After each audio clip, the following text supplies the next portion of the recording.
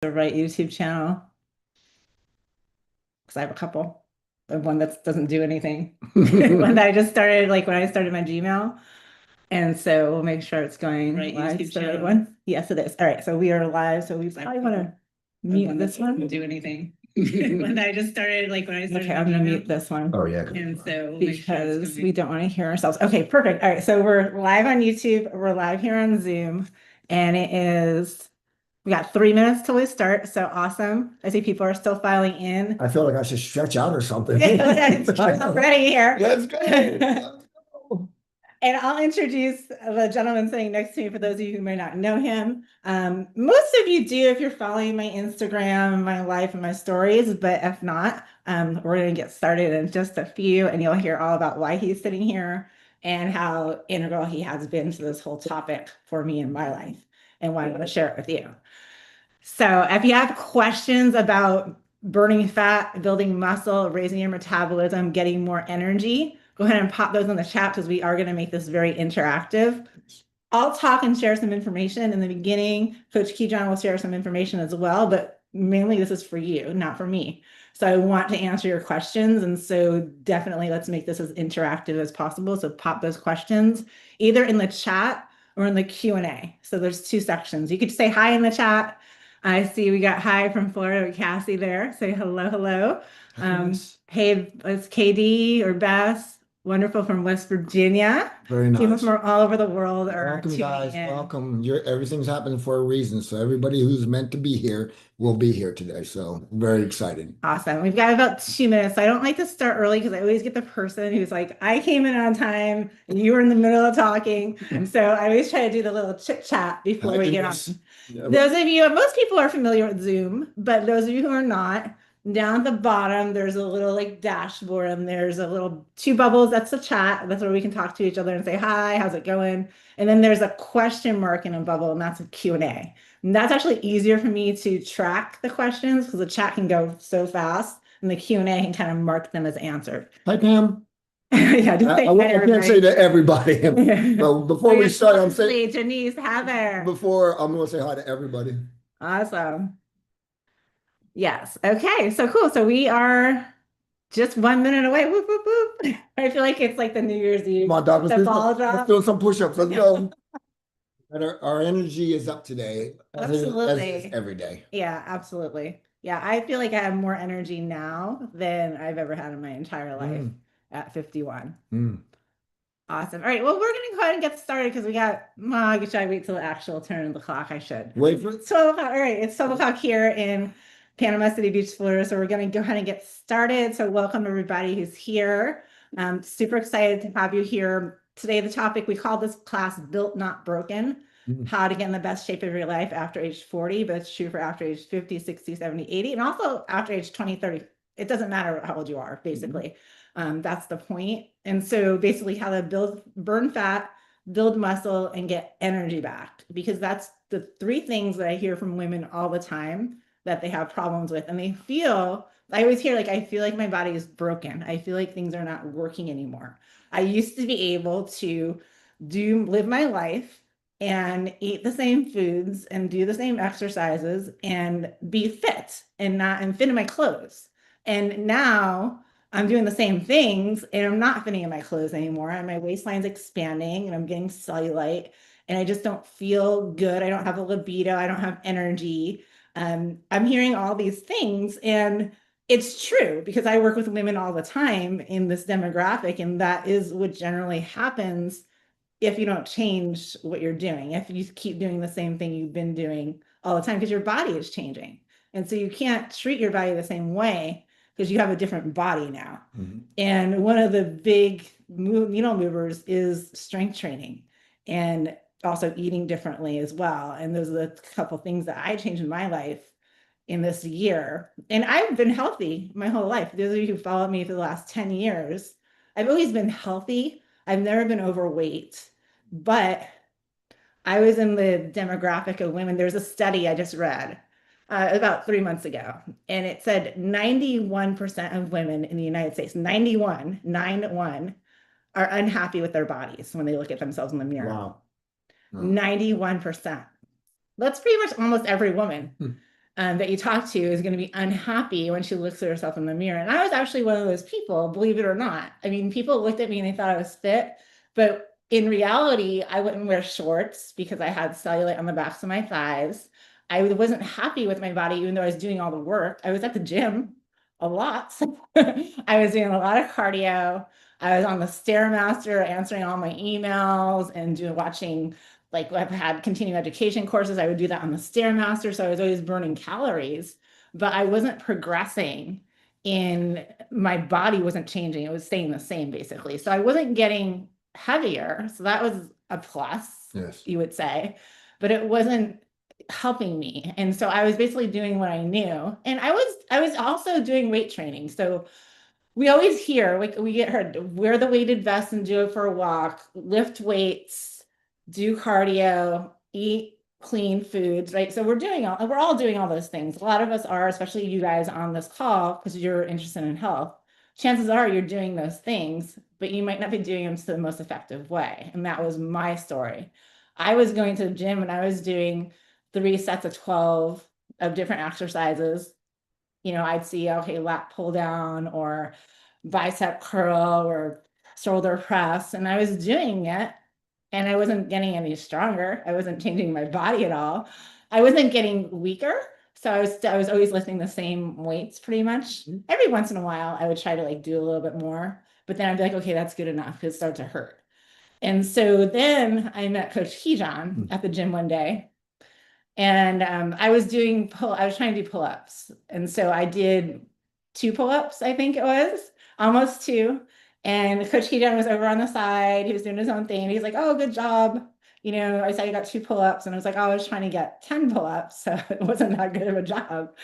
And he asked me a couple of questions. He's like, well, when you do the lat pull-down machine, how much do you usually do on that? And I'm like, oh, I do 70 pounds for like 3 sets of 12. And then he's like, well, how much do you weigh? And I'm like, well, I weigh 125 pounds about. So he's like, well, what do you think that you'd be able to pull up 125 pounds on the lat pull down, right? And so he's basically telling me I had to keep going up on the lat pull down if I wanted to be able to pull my body weight up. And that didn't occur to me. And it made total sense. Yes. And so I looked over and he had a little shop in the back of the gym. And on the countertops, he had these sound bowls, and chakra things, all these crystals and stuff. And I'm like, this is not your normal like bodybuilder, musclehead, personal trainer. So I asked him if he knew what they were. I'm like, what's this? What's this? And he did. He was explaining to me what they were and how they worked. And so I'm like, okay, this guy is worth my attention. And so I asked him, are you a trainer? He said yes. And I said, will you train me? So we started training together. And he's like, oh, you know, I have a bodybuilding team. What do you think about joining the bodybuilding team? I think you do good as on stage. And I'm like, no, me, no.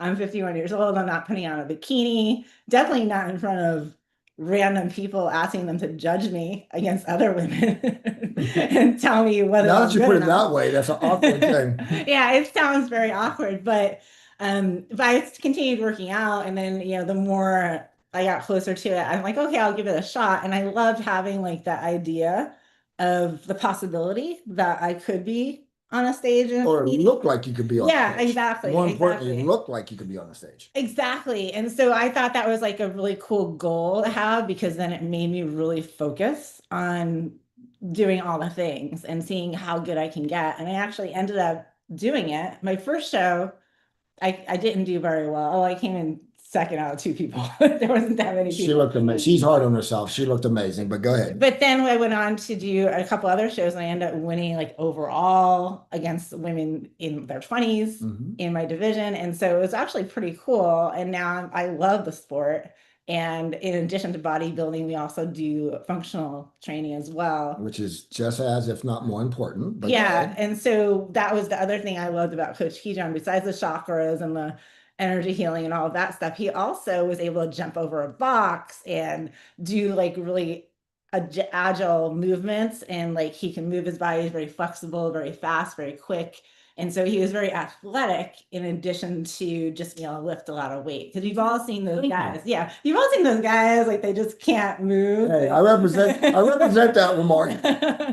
But they just can't move. And so I didn't aspire to be like that. And Coach Kejon, those of you who don't know, he's 58 years old, 59. almost 59. And he's like in the best shape that I've seen anybody. I was a scholarship athlete. I played football in college. I'm in better shape now. I won Mr. America Yeah, Mr. America right in here. 1996 at 26 years of age, and I'm in better shape now, pushing 60. And God willing, make it a 70, 80. I'm not going to lose my metabolism. And I will delve deep into that here as Dr. Michelle moves forward. But we got a lot of great information for you today. And so, funny thing, like a little funny side note, yesterday we had a little workout here for my employees who are local to Panama City Beach here at my house, and we're training for something called the Spartan DECA, which is like the functional training, kind of like a CrossFit type event where you have 10 different stations where you do these different exercises. And Coach Kejon's son, who's very athletic, he does like calisthenics, he can do flips and all kinds of crazy stuff. He came and I was just talking to my Jen, who's our sales manager, who was there working out with us, and I'm like, I wonder how he feels that his dad is at 58 years old is like kicking his ass and all of these exercises. But like, he actually it's not something he normally does. He usually does different types of workouts, but it was just like very like eye-opening that at 68 years or 58 years old. He's 20 years of age and has a six-pack and very, very fit. And what's great about health and fitness, just like in life, you get good at what you do. Yeah. And I started lifting at 12 and 13, and I just never stopped. And now I get the benefits of that. Yeah. But it's never too late, and that is the purpose of this. Absolutely. Absolutely. And the reason why I'm doing this and the reason why we started the GlowFit program that we run at Glow Natural Wellness is because I couldn't believe the transformation that I got in such a short time. Yes. Just tweaking how I worked out and tweaking how I ate, but not actually taking away workout time. Yes. And adding calories, which is crazy to me and totally against everything that society tells you, everything that I've been taught to believe, even as a doctor. And even when we first started, I'm like, ooh, that's not going to work for me because I do a lot of cardio and my body's used to that.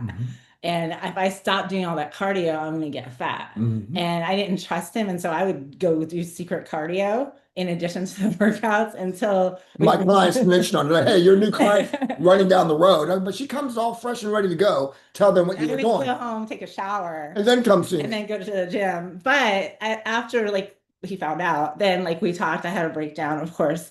And then I realized I had to just trust the process. And that's when the transformation really took off. Yes. And so the reason why I'm telling you this, because I don't want just to have this for me. I want you guys all to have access to the secret that nobody wants you to know almost. And it doesn't have to be hard. I know a lot of times we'll get information from different sources.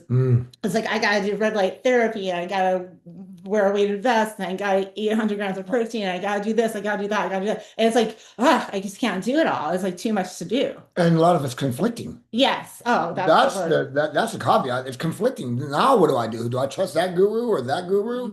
It's very conflicting. And you go to a doctor. Usually if you're a midlife woman, you go to a doctor and you're I'm feeling tired. I'm gaining weight. I'm depressed, things are not doing well. They either want to, one, give you antidepressants, or two, they tell you to eat less and exercise more. You're usually overweight or out of shape doctor is they're telling you to eat less and exercise more. And that's kind of the old false way of doing things. Yes. Because what happens when you eat less and exercise more, Coach Kejon? You go into a severe calorie deficit.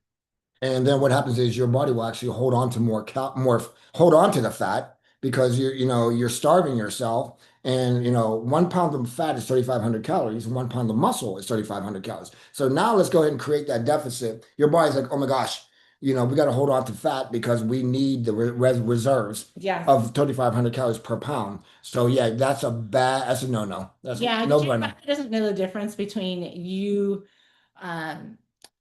purposefully saying I want to eat less and exercise more, or that you're in some type of crisis situation where you're running from villains or tigers or monsters and there's no food around. So your body wants to keep you alive as long as possible. And it has to do that by keeping your energy reserves on board, which is your fats. And know what's really expensive when it comes to energy is muscle. Muscle. Because muscle burns a lot of calories. So your body will be like, okay, we got to drop this muscle, hold on to this fat so we can keep Michelle alive as long as possible in this disaster situation. Your body doesn't know that you're just trying to lose weight. Because, and then also on top of that, on top of us purposely restricting calories and trying to do more cardio, where we're dropping muscle and holding on to fat, are as we age, as we go through just normal aging after age 30, we lose 8% of muscle mass per decade just because we're getting older. Yes. 8% is a lot. So per decade. So 8 from 30 to 40, another 8, that's 16 from 40 to 50, another you're at 25% of your muscle by the time you're 60, which is insane. Yes. And muscle mass is 100% your metabolism. Yes. She has more muscle mass in her early 50s than she did 20. Her metabolism is faster now than it's ever been. Myself pushing 60, my metabolism has not gone anywhere. It stays right where it is because of the muscle mass. And science will back me up on this. I've seen it 70s and 80s. If you're doing a progressive resistance training in a diet that supports muscle hypertrophy, you can build muscle, aka metabolism. Yeah, and then when your metabolism's higher, energy's higher as well, because your metabolism is what's creating energy in your body. Energy to breathe, energy to move, but also energy for your brain and just the ability to kind of be vibrant and do the things you want to do each day, which is so important. And so, okay, we know it doesn't work. We know that eating less and exercising more doesn't work. Yes. But let's talk about what does work.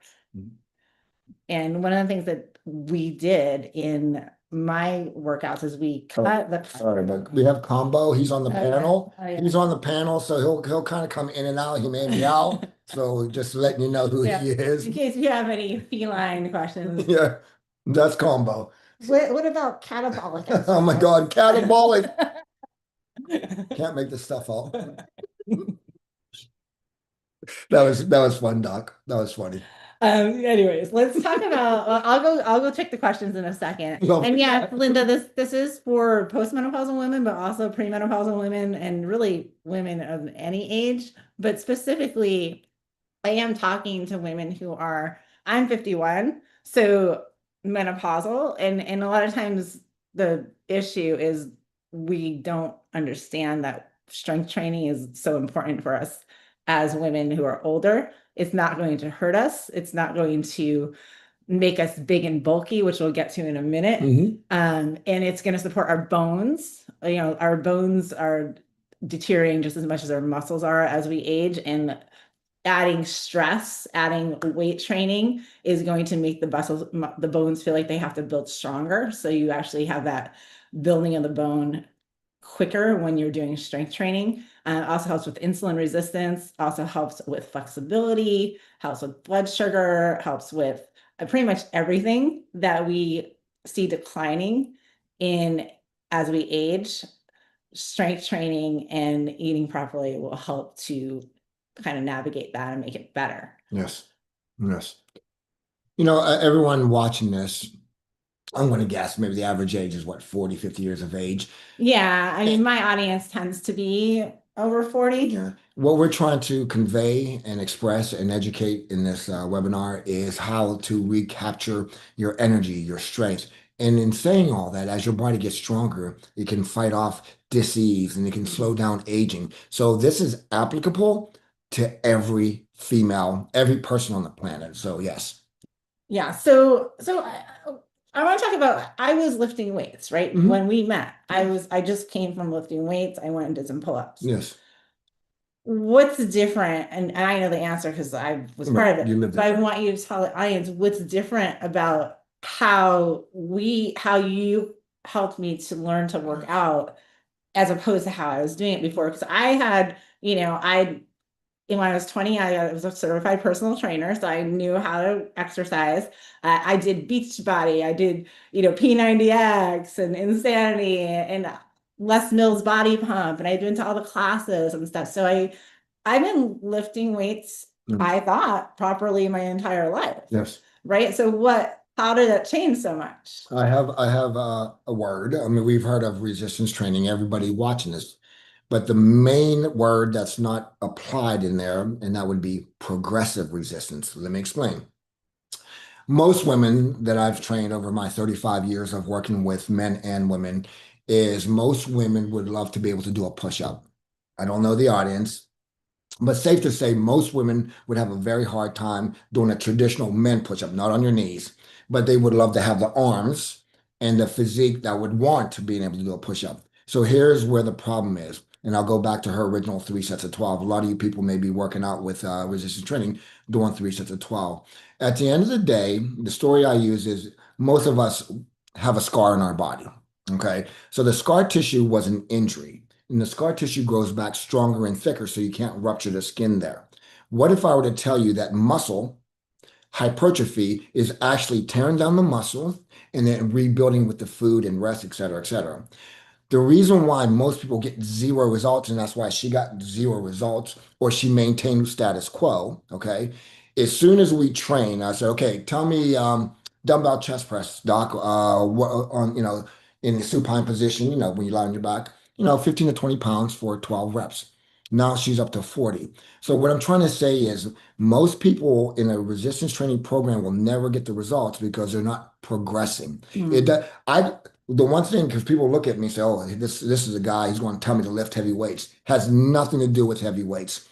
The secret is you want to get stronger. So if you're able to, as a female, do your body weight in a push-up, male push-up, I assure you, your strength in a dumbbell press is going to be way greater than someone who cannot do a female or male bench press. So the secret to resistance training is chart it and make sure that you're progressing. I don't care if it's just you don't do another rep than last time, but you can just hold it there for 5 seconds. That's how you build muscle. And I have to say this real quick. You don't build muscle in training in the gym or in the mountain climb or paddleboarding. What do you mean by that? What happens is just like the scar tissue, there's an injury there, and then the scar grows over time, accumulates, and the body heals itself. Muscle, what happens is every time I train Dr. Michelle, her body would be tight. You can feel the muscles. It's when she sleeps, rests, and eats perfectly, eats well to build muscle. We'll touch base here on that shortly. You actually build muscle, your metabolism, outside of the training, Mm. not during the training. So if you look at her physique, my physique, or anybody who's in shape, when you see a body that's very well built, it lives in a very uncomfortable environment. Not to the pain where you can't move or anything like that. You just got to slowly challenge yourself. Yeah, and so and wait, there's different ways to increase like the progression and the Progression. intensity, Yes. right? So one is adding weight, but we don't always add weight. Good. Otherwise, you would be the strongest human being on the planet. Or You you might not have, or you might be by yourself. don't feel comfortable And you going up don't, 5 pounds. yeah, exactly, exactly. So what are some of the other ways that you use your tempo flex? Yeah, the tempo flex, what's going on, let's just say, I'm just throwing out a number, that there's a female watching this and they, at their house or gym, they use 15-pound dumbbells and they're doing 3 sets of 12. And and they understand and they want to get stronger, but they don't feel comfortable grabbing the 20s yet, but they know that one day they need to get there. So what I would recommend, a couple things. The first one is if you're doing 15 pounds for 12, you should be able to strive to get 15. Once you get for 15 reps, go to 16, 18, 20, 20, 30. Sooner or later, when you dominate the 15 pounds for 20, 30 reps, the 20 pounders will not feel that heavy at all. It'll feel heavy at 15 for 12, but it won't feel heavy at 15 for 25, 30. Exactly. Okay. Yeah. So it's not about lifting heavy weights. It's about training to get stronger. Another one is tempo flex, and there's a lot of techniques. Basically, what tempo flex means in the range of motion, we'll stick with the dumbbell chest press. So let's just say I'm just using my weights and I'm going moderately heavy. I got 65 pounds. And so what happens is I'm capable of doing 20 reps and I want to get stronger, but 60 is all I got that day. So what I'll do on my 20th rep, and even though I can't do 21, I will just literally just hold it right there. Mhm. And as long as I can, it may be 5 seconds, it may be 30 seconds, but just me holding the weight after I could not complete a full repetition, now you're having time under tension. That's one. And one more is 1 1/4. So as I come down, I'll come down, I'll come up a quarter, I'll come down and go up all the way. So what's happening is when people do the dumbbell chest press, they usually get stuck in the bottom. So by doing the 1 1/4 and all the way up, you're building up the strength there. So there's a plethora of tempo flex, but Yes. basically in a nutshell, tempo flex is where you're taking the range of motion and you're going to isolate an aspect of that range to improve your strength in the weaker area. Exactly. And by doing that, you actually force your body to build muscle because you're doing something that you can't actually do the last one, right? So your body knows it's like, okay, she's got this heavy thing that she's trying to push and she can't do it. So we got to get stronger in case this happens again. So Yes. she'll be able to do it. It's a survival thing in your body that your body will actually adapt to the circumstances you put it in. Now, before I was doing 3 sets of 12 that I could easily do, and I wasn't failing on the last one. I was just, okay, check box off. My body did not have to build any more muscle because I was able to do it. Once I started training with Coach Kejon, he had me do things that I couldn't do. My body had to adapt, and that's when the muscle growth happened. Yes. And the other thing that we did a lot that I thought was super helpful is if we were doing, let's say, an arm exercise, he would also have me like squeezing my glutes or flexing my quads. And so every time I was doing exercise, it was more of a whole body exercise. Yes. So I'm getting like double work while I'm doing arm exercise and also it's always leg day. Always just, Never skip leg day. And so I think that's super helpful. And then, when you're thinking about, well, should I do the cardio or should I do the resistance training? And if I'm going to do the resistance training, should I go until failure? Should I do the tempo flex? Should I go as hard as I can? Just know that studies show that like when you do resistance training to failure, especially as perimenopausal or menopausal women, your metabolic rate will increase 43% more than if you just did cardio.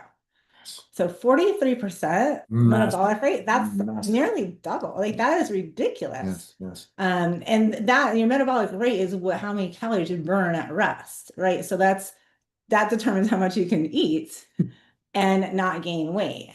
Oh, I have to throw this in there. Whenever we first started, and when she got on board, we started getting results because she was on board, and then we dropped 2-3%. I was okay, doc. We're going to increase calories, and her eyes got big. Wait, why are we increasing calories? What we're doing is working. If anything, shouldn't we decrease calories? So this is something I want to make sure you hear. If I could sum up my 45 years of training, this would be it. It's the least amount of exercise needed to tear the muscle down, okay? And the most amount of good foods that you can eat. So what happens is now she started at 1,500 calories. Now she's up to 2,500. Yeah. So I would never, so remember this. As your metabolism, remember as a kid in your 20s, how fast your metabolism you can eat? That's A, what the goal is, and B, that is what is possible and probable if you have all the components of progressive resistance training, the proper nutrients of your diet. Yes. And most of all, we'll touch base more later. It's the mindset supersedes all this, but I'm getting ahead of myself. I'm excited. No, I think that's actually a really good thing to talk about. Right Oh now. my gosh, the mindset. Oh Because yes. we talked about the training, right? But then the other component, you can't out train a bad diet, right? That you need to fuel your body. Your body needs the fuel, the building blocks to create the muscle and to fuel the metabolism and to help your skin and your hormones and all the things, right? So you're going to need your protein. You're going to need your healthy fats because fats are what make your joints lubricate and your skin healthy. Yes. Your hormones are made of, right? So we can't be afraid of fat. We have to consume healthy fat. And then you need some carbohydrates for energy as well and for nutrients and things like that. But I always tell people to focus on the protein, especially women. A lot of times we don't eat enough protein. Yes. And that can really inhibit our ability to build muscle, which can then inhibit our metabolism. Yes. Because your metabolism, again, in case you didn't catch it, the amount of muscle you have determines your metabolism. Yes. So if I'm 130, let's say I'm 130 pounds, and then I have another woman who's also 130 pounds. That's right. if I have a higher percent of muscle mass and lower body fat percentage to my 130 pounds, and she has a higher fat percentage and not very much muscle, That's right. I'm gonna be able to eat so much more than her and maintain my weight because my metabolism, my basal metabolic rate is gonna be way higher than someone who carries more body fat and less muscle. Yes. And Yeah. so, and then that person, if we were to eat the same diet, she's gonna gain weight and I'm probably gonna lose weight. Because right. And so that's what's super important. And I think the reason why, whenever people when they listen to me, talk, they're like, "Oh, I'm just going to eat all protein." That's no. What happens is for 35 years when I train people, I always would get their nutritional profile. And I can honestly, with the data that I have for 35 years of training, the average female, I'm just throwing this out there from my experience, this is my experience, they're eating 30 to 40 grams of protein a day. And these are people that are trying. Oh, I had 2 eggs, I had 5 ounces of chicken breast, and I had some Greek yogurt, all great stuff. But what I'm saying is that your body needs the reason why we lose our metabolism, as mentioned previously, 1 pound of muscle is 3,500 calories. If you're eating 0, 10, 20, 30, 40 grams, your body's going to use all the amino acids, and then the rest of it will take it from your muscle. Yes. That is why a typical 40, 50-year-old female has a way slower metabolism. And I promise you right now, for those that are watching this, is that just by increasing your protein, your body has to deal with the amino acids coming in through the mouth, and you'll actually save your metabolism by increasing your protein. Absolutely. Absolutely. Yeah. Yeah. It's so important. So I thought I'm going to answer some questions coming in, but I did see Rebecca just asked, did you eat 1 gram of protein for every pound of ideal body weight? That's a great baseline, I think. If you work with Coach Kejon, he might dial it in a little further based on your body type and your goals. But for the baseline, I think that's a great standard. And she said for ideal body weight. So not if you're 300 pounds, Right. you're not going to eat 300 grams of protein. Thank you for clarifying Yeah. that. So if you're 300 pounds, but your ideal body weight is 150, then you're going to eat 150 grams of protein. Yes, yes. It's whatever you would look the best at, or whatever you were in high school, or that kind of thing. Yes, yes, yes, yes. Awesome. So now we're talking about eating more protein. We're talking about building muscle. One question I always get is, well, but I don't want to get bigger. Oh my Right. gosh. Let's dive into that one. And there's actually a study that I also read, because I was reading some studies about body image and stuff, and 80% of girls who are 15 to 17 years old, their biggest fear is getting too big, is gaining weight or getting too big. That's one of their biggest fears. Not college, not their career, not getting assaulted in the alley, but their biggest fear is getting too big. And then when I talk to women, whenever I talk about bodybuilding or weight training or even eating more protein, I always hear, well, I don't want to get big. I don't want to get big muscle. I don't want to get bulky, big. Everyone feels like it's going to get big, but spoiler alert, I have way more muscle now, but I'm actually smaller physically. I take up less space than I did before I started, when I had less muscle. I look bigger in pictures. If you see me on a stage, bodybuilding, I'm flexing my muscles. You guys are like, oh my God, she's giant. But then you see me in person, she's tiny. And I'm tiny. I'm in my high school jeans. And I didn't fit in those before.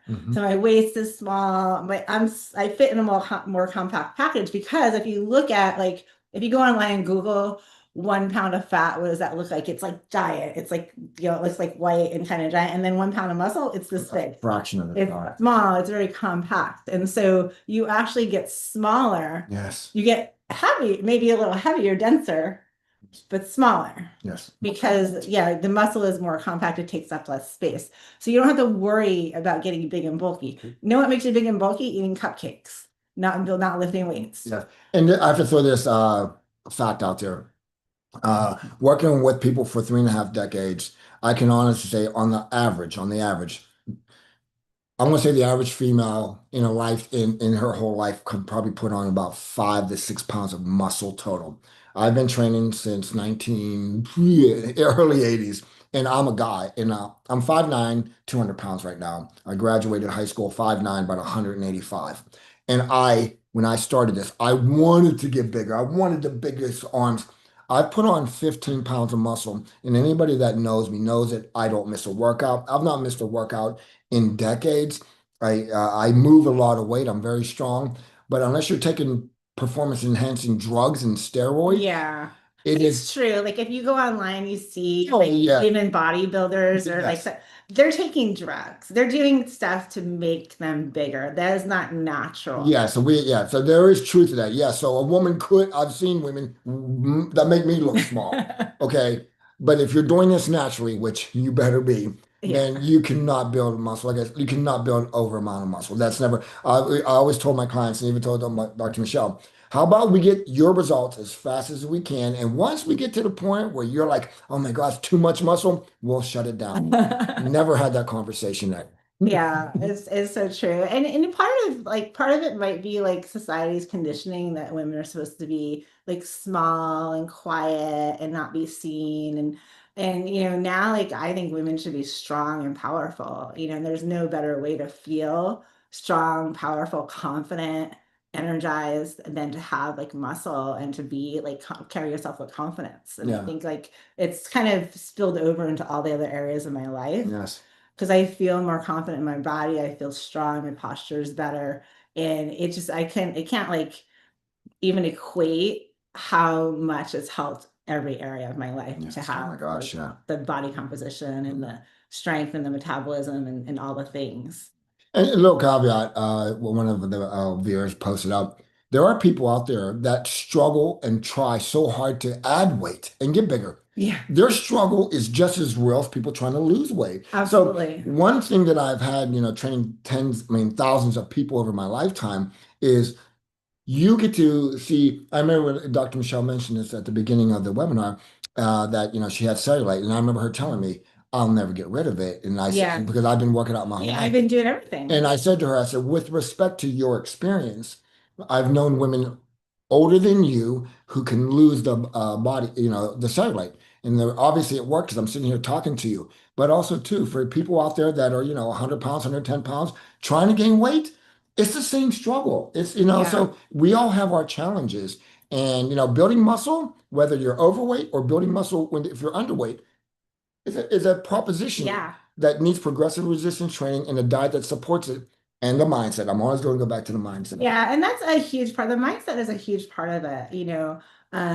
A lot of times, like we don't know how strong we are. You guys, we don't know. You guys are more powerful than you can ever imagine, and the body can do some amazing things. Like for years, I thought that you couldn't get rid of cellulite. Yeah. Even as a doctor, I was told in medical school that like, cellulite is something that people have. Yeah. And, some people just can't get rid of it. It's genetic. Yes. But my mom had cellulite. My mom was tiny. My mom was like 99 pounds and she had cellulite. Yes. So it's not because you're overweight. It's just lack of muscle and lack of like firmness to the skin and a lot of different things. Your connective tissue, but when you stretch it out with muscle, it smooths out. Yes, yes. And I didn't think it was possible that I don't have cellulite now, which is thank God. Yeah. At the end of the day, we're here doing this.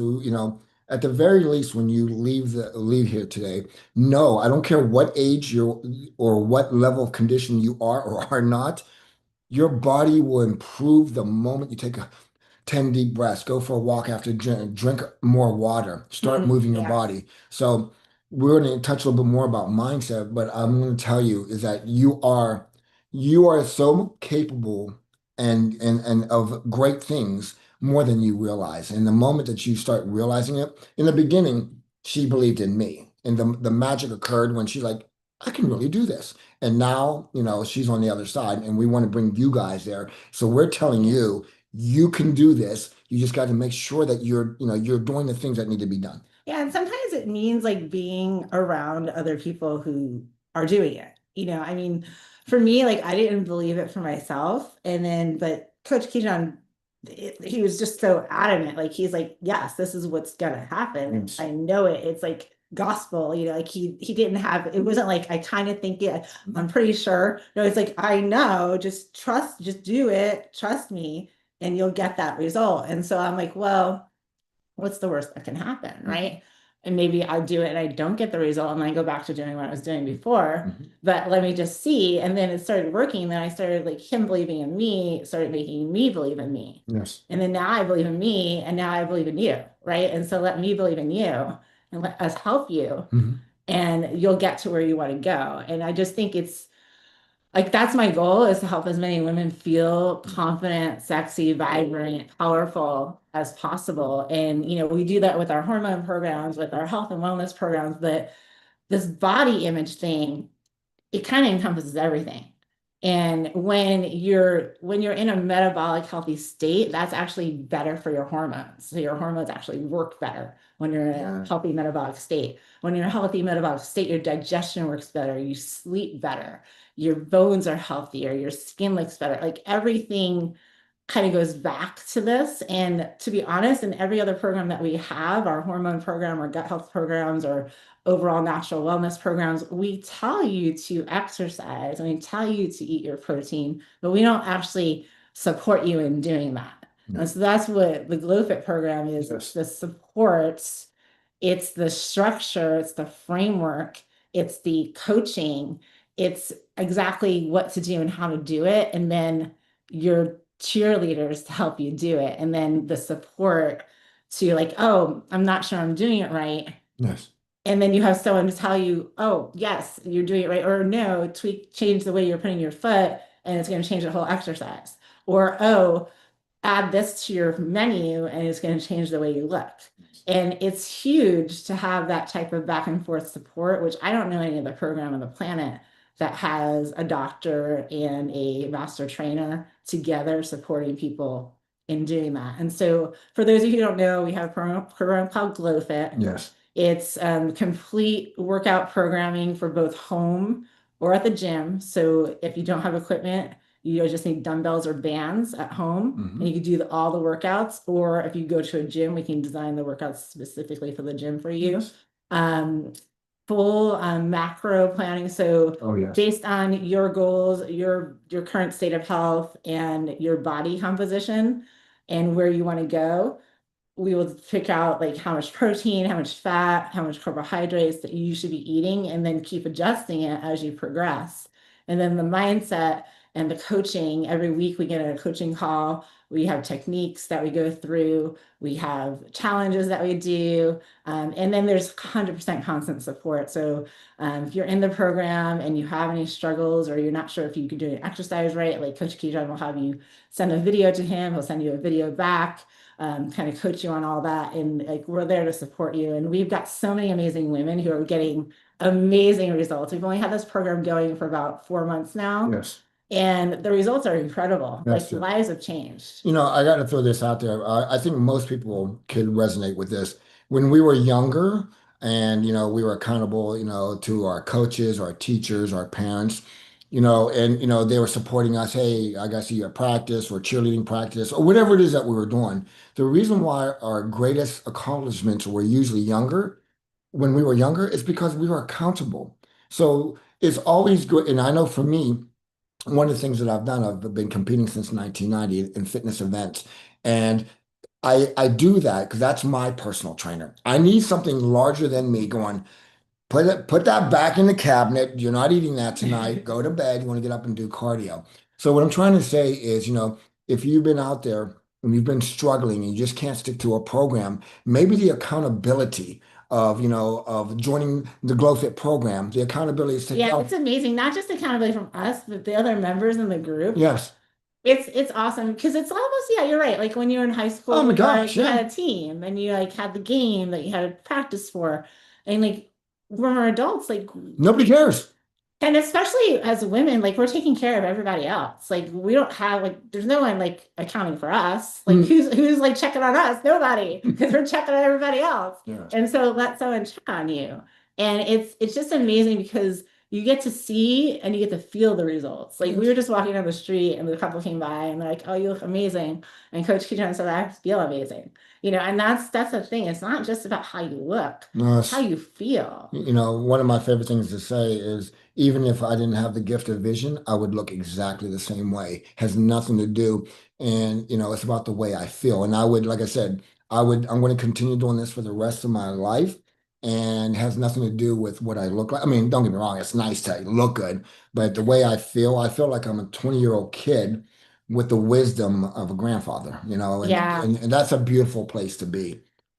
Awesome. Yeah. And then also for for those watching today or on the YouTube or the replay, we are offering 50% off the Mhm. GlowFit program. So the code is FIT, FIT 50. And so that will give you 50% off whether you want to do monthly. We have offers where you can go month to month. You can sign up for 6 months and you get a call with Coach Keyjon or myself. And then if you sign up for the year, you get 2 private calls with Coach Keyjon or myself as a little bonus. Nice. And then the price is slightly lower per month if you sign up for the year, but all 3 levels or all 3 commitment levels are 50% off for everyone watching. And also, for those that may be on the fence, even in that 1 month, you will get a nutritional program based on where you are and where you're trying to go. We've probably done 100 videos. So what happens Oh is yeah. in your workout program, I'm a home person. On this day, you're doing lower body. You click it, and the exercise is aligned to us doing the Yeah, exercise. showing you all the So tips. if you learn anything, you will learn how to eat and learn how to do the exercises correctly. It's worth at least 1 month of it. Oh yeah, You, absolutely. you won't, yeah, you will not regret the information and knowledge that you'll get. And you'd be surprised how many exercises you're probably doing incorrectly. Oh my God, Based on like Yeah. what you've learned from going to group fitness classes or doing like online or video workout programs that I've always done. I was doing all these exercises wrong. Yes. Or not, I wouldn't say wrong, I'll say less Less, effectively. that's less effectively. Yeah, because like you didn't even realize like what you're supposed to be feeling, and then Coach Keaton was like, "Oh no, you just turn your elbow that way, Or step you- shoulder width. Yeah, and it's like a totally different exercise. So even just for that, for Mm. learning how to properly do the exercises, Mhm. it's golden. You know what? We can't do it today, but next time we do this, I want to be in a position where I can maybe show them just like a little tip on how to do a perfect lunge for glutes. Okay. Okay, yeah, the next time we do that, okay, because we're not in position to do that. But that the reason why I bring up the lunge is like 99.999% of people do it wrong. And just by change that, because people's like, I can't do it because it hurt my knees. We have saved a lot of knees in our GlowFit program because every single, the first thing I say, okay, Lisa, send me the video. Lisa, your video, you know what I mean? So Yeah. yeah, definitely want to make it a little more informative. I definitely want to share next time with you guys. Exactly. Exactly. Awesome. All right. I'm gonna go to the Q&A now. Is there anything else you wanted to add about mindset Yes. before we go Yes. into something else? You know, it's interesting. Probably my favorite part of the whole story that Dr. Michelle tells about our meeting, and it's exactly how it worked out. I own a smoothie shop, and she was doing pull-ups, so I run over there. And, you know, whenever she saw the sound bowls and the vibration and meditations and, the divine purpose and all that, is like, I don't know, by the time you hit 50, you've had surgeries, you've had failures, you had disappointments, along with all the great stuff. Okay. I mean, I'm not a pessimist at all, but life can beat you down. And I don't know, in my world, I've trained, that's all I've done my whole life. I got certified in 1990 and I've been doing it ever since. I guess what I want to say about mindset, most people out there is like, wow, show me the miracle and I'll be the believer. And the reason why this happened, the physique, is show me the believer and I'll show you the miracle. So what I'm saying is don't wait around for to see others happening through others. Watch what happens when you decide to become the miracle. All the things, perception, life is a perception. And I'm telling each and every one of you, the gift that you have and the strength that you have is your life lived and all the things that you went through. It was not for nothing. It was for something divine and purposeful, and that is where your strength is. And I'm telling you, I have no gifts other than, beside, over my contemporaries and my peers. The only thing is like I choose to use my gifts, the same gifts that you have. And after this is over, I'm telling you, if you decide that that you want to get healthy and get off the medications and just have your energy back, that version of you exists. It's just a mindset. Step into it. Beautiful, beautiful. All right, we're gonna get to some questions, but before we do, few things I always hear. One, can I do this if I've never lifted weights before? Oh my gosh. I don't know. A lot of people, they don't start something. It's like, oh, well, I'm not ready for that. To be honest with you, it's like the longest journey starts with the smallest step. So even just standing there and I would start moving your body and it'll just feel great. Yeah. that's all the more reason to start Oh, now. I don't care if absolutely. you're 70 years of age or watching this. I'm telling you, I've seen 70 and 80-year-olds just transform and We just, amazing 70 and 80-year-olds in the group. oh, I know, right? Oh my God, like holy moly. Like some of them are like they just amaze me every day. Yes, yes. And so the answer is yes, even if you've never lifted a weight. Remember, the objective of not just a Glow Fit program, any program, anything that you're doing on your own, it's not about lifting heavy weights. It's about getting mentally stronger first, and that'll lead to getting physically stronger. And one more step, one more rep. It doesn't matter what you're doing as long as you're moving forward, you're winning. Absolutely. And then another thing is, well, I can't do this because I have hormone issues. I want to fix my hormone issues first. Yeah. I'll tell you that getting your body into the strongest state possible is Oh. going to make your hormone issues improve just alone. Like your body, when you have muscle, it makes more testosterone, your estrogen detoxes better, your progesterone works better, all your hormones work better, and your cortisol will actually be in line because the way that we train in the GlowFit program is in a way specifically to not raise your cortisol and not to make it keep spiking where it's going to make you increase belly fat and really hurt your other hormones. And so if you have hormonal issues, this is what you absolutely need to be doing. You need to get your metabolism right. You need to get your body composition in that state that's going to be helpful. Because if you don't, you're going to be going down the path of insulin resistance. You're going to be going down the path of low testosterone. You're going to be going down the path of all those exasperated hormone problems. So it's not like about getting your hormones fixed first. It's about getting your body right and also balancing your hormones. Like it's not one or the other. Yes. And also too, I want to just touch base. I mean, your mindset, if you have stress and anxiety, it can cause physical manifestations in your body. I mean, everyone knows this. And so just by being positive and breathing fresh air and moving the body, it puts you in a happy mindset. And you have to know that your mindset and your joy or anxiety or distress has a huge impact on your hormones and your Mhm. quality of life. So just being positive and exercising, that's the fastest. What I love about training, and that's not to be it. Progressive resistance training. I go to the park, Yeah. so it doesn't have So to. we haven't even gone to the gym in a few months. So we work out outside here. We'll ride our bikes and go to the park and do Yes, push-ups and lunges, yes, step ups on a bench and all kinds of fun stuff. yes, yes. So resistance training. Don't think I'm about to live my life in the gym. That is not the way it works. As Yeah. long as you're moving your body and you're challenging yourself to climb the little mountain a little faster, or walk the block faster, or practice your squats without hurting your knees, that is progressive resistance training. That's going to increase your metabolism and your mindset. Awesome. All right. I'm going to go to the Q&A and then, oh, you want to answer that Yeah, first? I want a question that comes through from now. Do you work with people with back pain? Pain prevents me from lifting heavier weights. I'm going to have to, the answer is absolutely yes. The reason why I jumped on that question is by the time you hit 50, all of us has some issues or injuries or distress. At the end of the day, what happens is in any program, let's say the GlowFit program, I always say don't let what you can't do prevent you from doing what you can do. Mm. So let's just say you have back pain. The first thing is you do not need to be doing stuff and standing over doing bent over rows, but you can do everything supported. But in the interim, what happens is for those that out there say, I can't do it my shoulder, my back, my knees, what happens is you train the parts that do not affect the injured parts, but we actively work on stretching and healing and strengthening your back pain. So if you said to me, hey coach, I want to do this, but my back prevents me from doing 25% of the exercises. Mhm. We omit those, but then you're going to have a program to strengthen your lower back, knees, and hips because, and Dr. Michelle knows I can't extend this arm over my shoulder right now because I have shoulder issues. But I got to tell you, Oh, every yeah. every other part of my body works extremely well while I'm rehabbing this. Okay, so Yeah. so like I said, there's always going to be something. You're never ready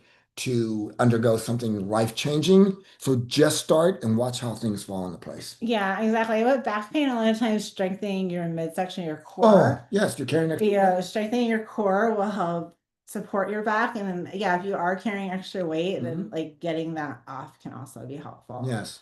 So there's probably not too many people watching this that has zero issues. Yeah, there's always gonna, I saw there was another question about pelvic floor issues, same Yes. thing.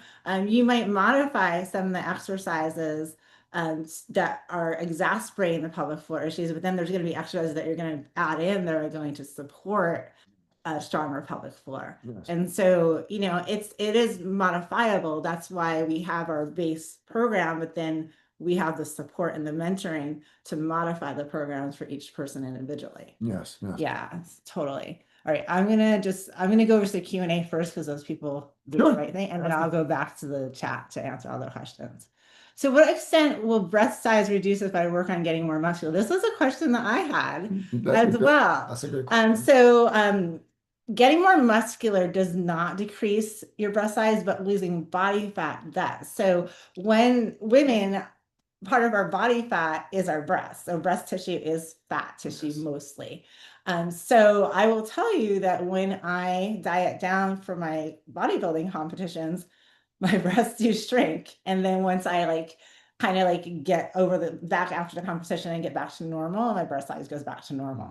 And so yes, if you are like a C cup, you might be like a small C or a big B if you lose if you get down to 10% body fat. Wait, yeah, which most people are not going to do. And you don't- If you you don't need to. Google a healthy beach body female, it's going to be 20% body fat, 20, 22. And if you're going from 40 to 25%, yes, it's going to be noticeable, but you're not going to lose all. Yeah, arguably. exactly. Yeah. Because So that with my entire career, that's always been an issue. Like women, are like I love my body, I feel amazing, but my chest got a little smaller. Yeah, it was sad for me, but it went back to normal, and now I'm okay with it. So we wish we could say, oh, you'll lose zero a breast size. It's all from your belly, none from your breast. Oh, we Lose wish. here, but No. here, you can't do that, and so it is fat tissue. So when you do reduce your body fat percentage drastically, you will lose some of your breasts.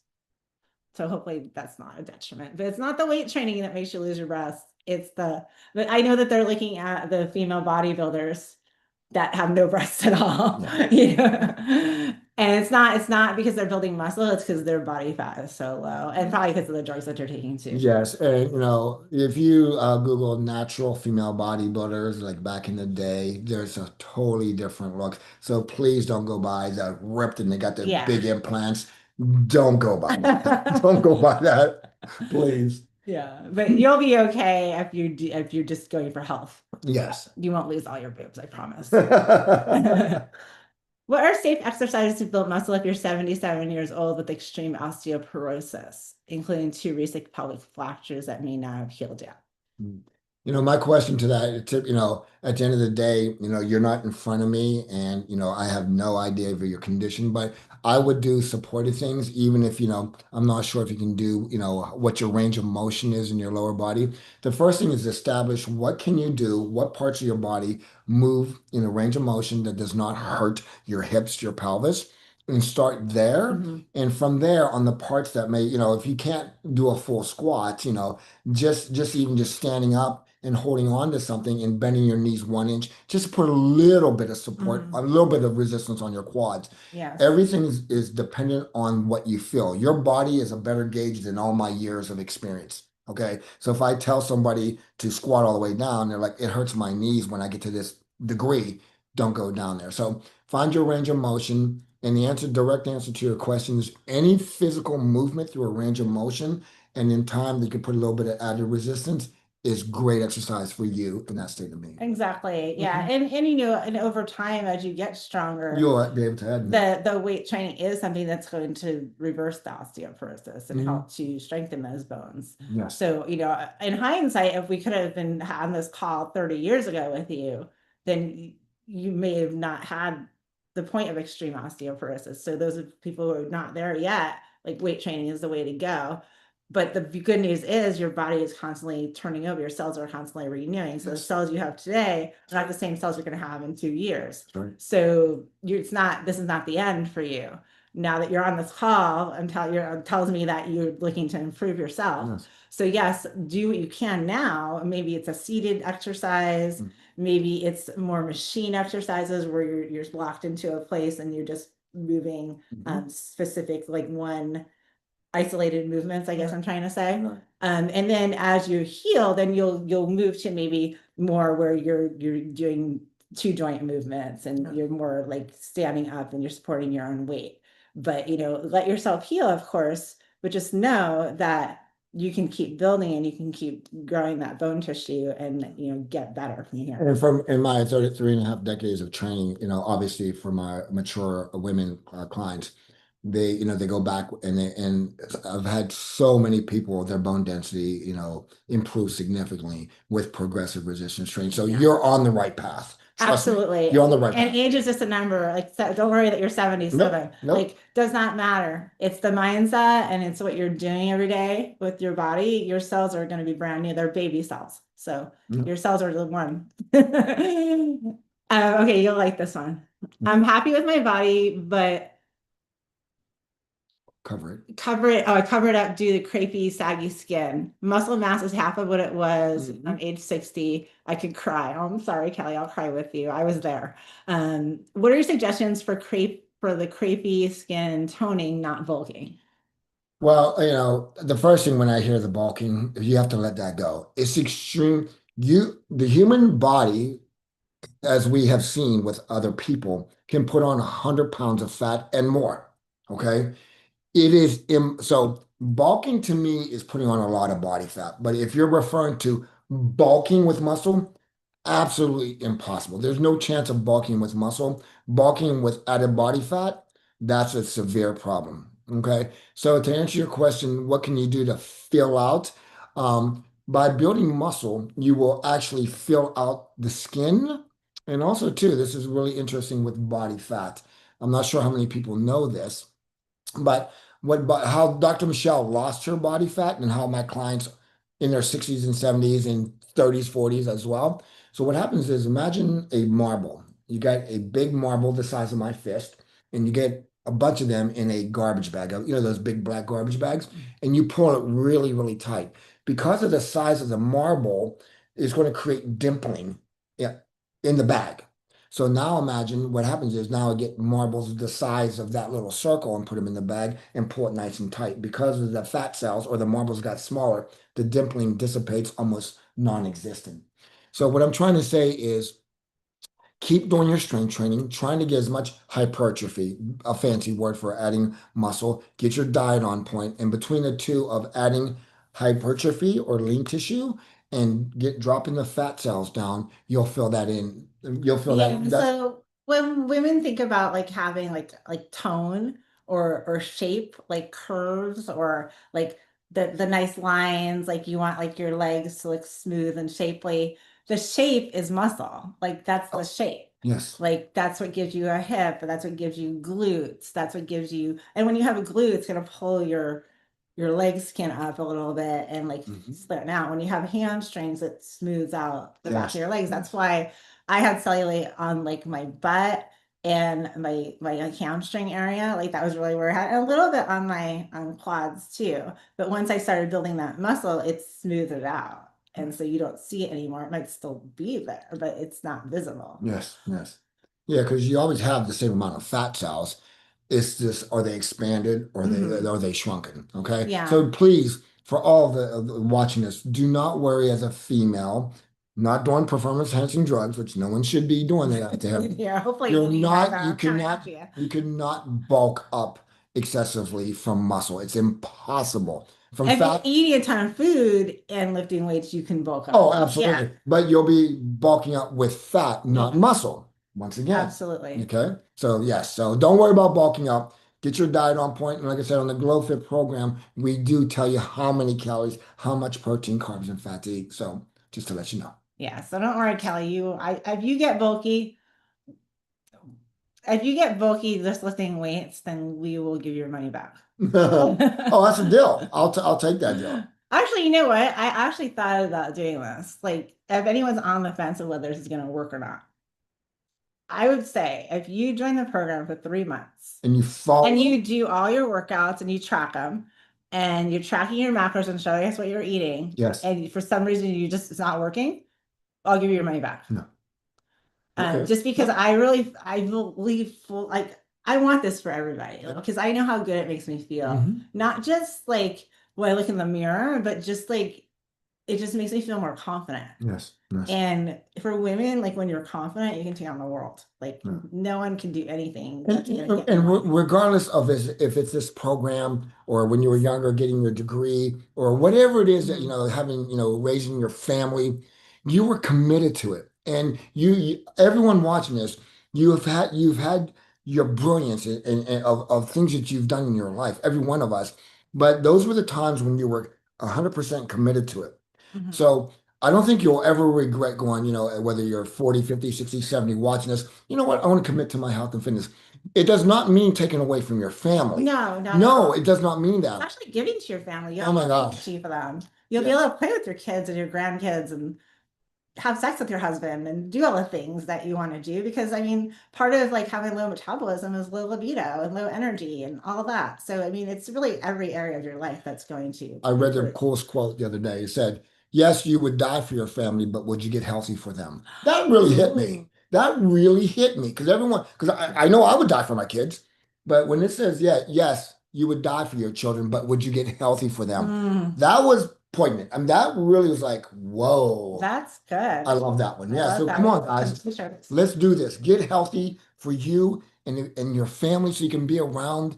And the greatest gift that you can give your family is actually health. And Mm. I'm sure as I'm a father and a grandfather, long as your kids are happy and healthy, that's all that matters.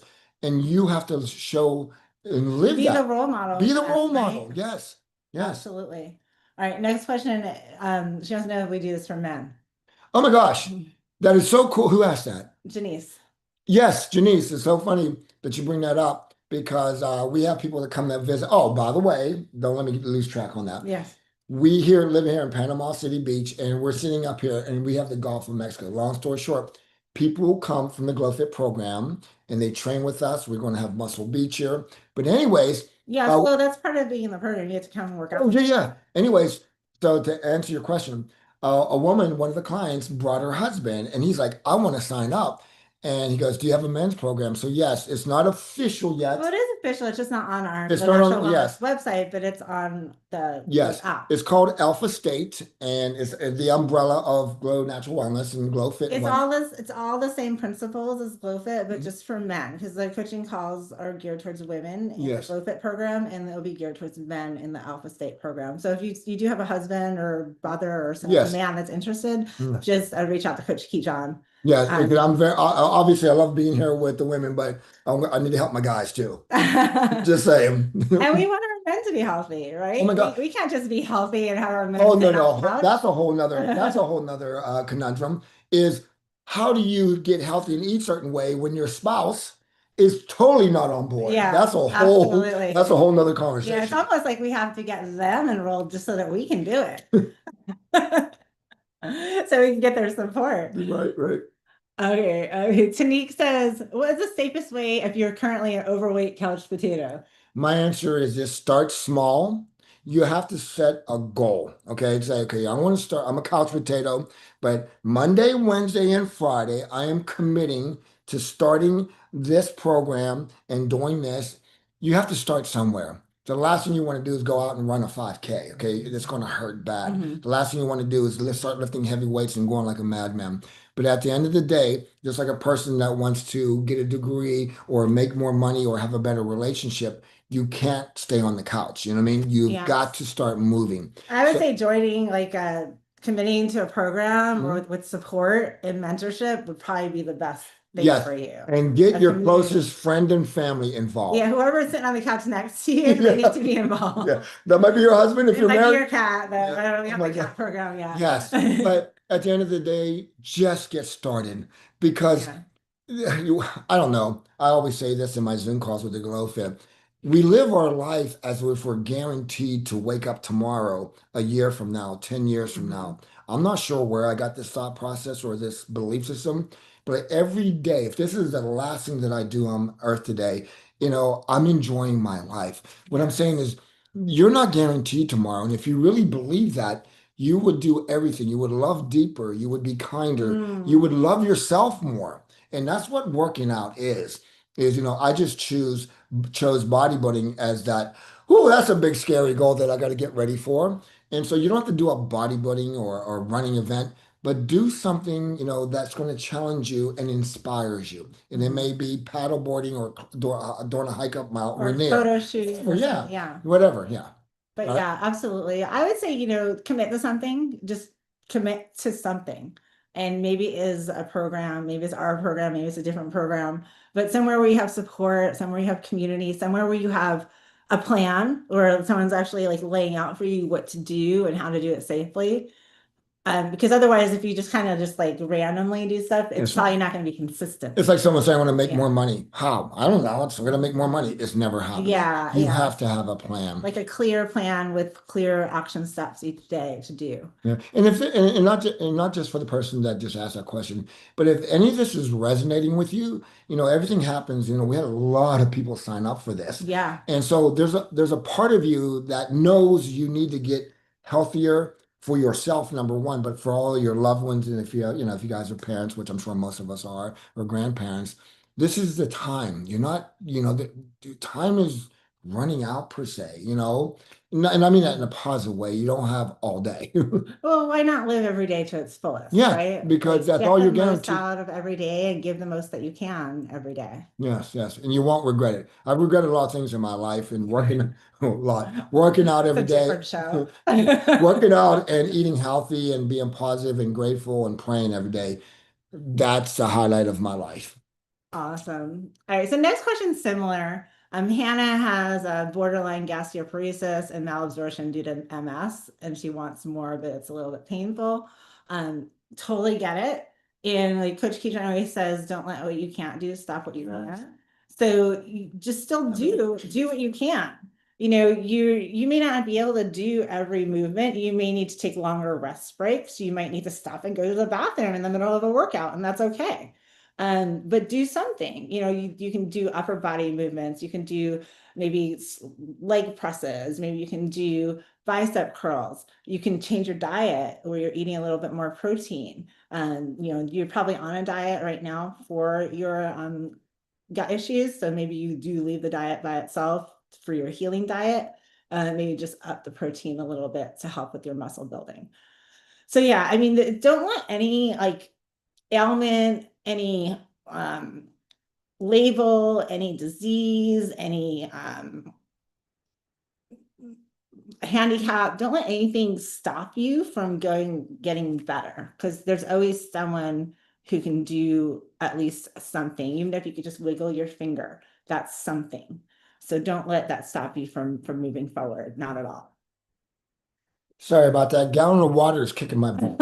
Just have to be honest. Gallon of water is kicking my butt. Water is really important. A lot of people don't drink enough water, especially I always used to drink water like before I went to the gym or like before my workout and after. And then Coach Keyshawn always used to make me like drink water in between sets. And it makes sense because you need water to burn fat. It's part of the fat burning Every process. metabolic process. Yeah. And I know some of you guys have been with Dr. Michelle in the program, but right before my eyes, her skin, her face, and even myself pushing 6 years of age. And Yeah, I'm you have telling you, great skin for oh, I compete at the world level. I'm an IFBB pro, and they have masters 60s, 70s, and 80s, and I see men and women from around the world. And I'm backstage going, "Excuse me, sir, ma'am. My name is such and such. How old are you, may I ask?" Their skin, is just amazing. So remember, drink water. But then some of them, the ones that do the drugs, their skin looks terrible. Okay, yeah. Yeah. We're talking, yeah, not, yeah. It's funny with the PEDs, performance enhancing drugs, 20-year-olds look like they're 40. Yeah, they look 50. terrible. So when you're doing, you can tell when someone's natural, their skin is always nice. So for you guys out there who want great skin, because people always say, what do you put on your skin? And I'm like, water. But in all seriousness, drink a lot of water. That's a massive tip. I know you've heard that before, but you're underestimating how true it is. Yeah, Mhm. true. Let's see. The next question says, what are your thoughts on the thermogenic diet as it pertains to health and fitness? On one hand, Chinese medicine says to give foods that warm the body, but then I hear drinking cold drinks or cold foods will cause the body to warm itself. How to make sense of this? Yeah, so there's different viewpoints in all different cultures, and there's a lot of different Yes. methodologies to health and there's like that. What's the saying? There's many ways to skin a cat. I hate that saying, but there's Sorry, a lot Combo. of- Sorry, Combo. there's a lot of different ways to get to an end result.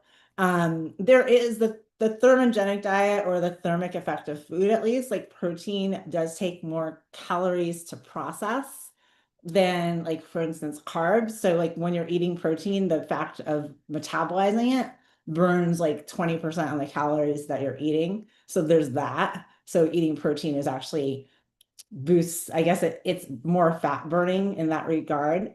Warming and cooling foods, that's more not necessarily for fat loss per se, but it's more for like calming the body and like sometimes for digestion and stuff like that.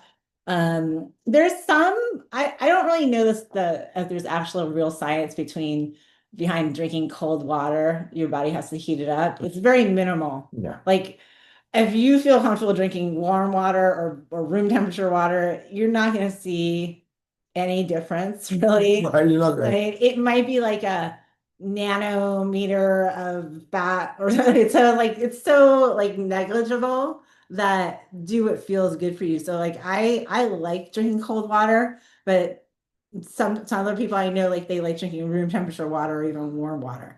And so in the morning I don't like super cold water though. In the morning when I first wake up, I drink either room temperature water or even warm water with lemon. And so listen to your body and what it wants, and don't worry so much about. Yeah, and as we started off earlier in the conversation, how there's so much conflicting information just coming from one person, one man's journey. It's funny, whenever I started back in 1990, I was programmed, taught you have to eat 5 times a day, 6 times a day if you want to be a good bodybuilder. You got the blah blah blah blah blah. And I lived that truth for a long time. Okay, because that was another question about food timing. Okay. And well, this is a perfect answer. And so what happens is then as of late, a couple of years ago, I mean, recently, fasting it has become a massive topic. Anyway, so I was open later in years, like 30 years later, competing into looking into fasting. And I got to tell you, I think it's amazing and there's tremendous benefit from that.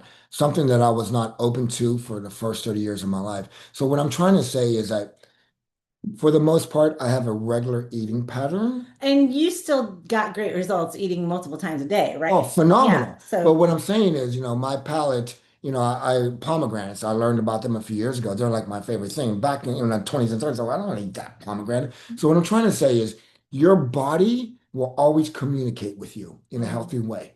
Listen to it. If you're, in the Grow Fit program, we start off based on their body weight, et cetera, et cetera. So calories, carbs, protein, and fat. And the first thing I say after 7 to 10 days, let me know. Are you feeling stuffed? Are you starving? yeah. So what happens is like we have to dial it in. So your body is a greater indicator. Listen, like, when you go to a doctor, if they're listening to you, the first thing I would say is like, tell me about your lifestyle as opposed to here, take this medication. Yeah, that's what the veterinarians do. They want to know like how your You- dog's you- pooping, if he's laying down. You get more information You do. from a vet than you do your own doctor. No one's asking me about my stools, but in all seriousness, listen to your body. And some days you may eat just twice a day, but you notice your normal pattern is 4 times. Do what works for you. As long as you're getting your macros, you're getting your protein, carbs, and fat. There is no you have to eat 4 times a day. You have to eat 1 meal a day. If someone tells you your body that you have to do it this way, I'm going to have to say that, they're very closed-minded because the body adapts.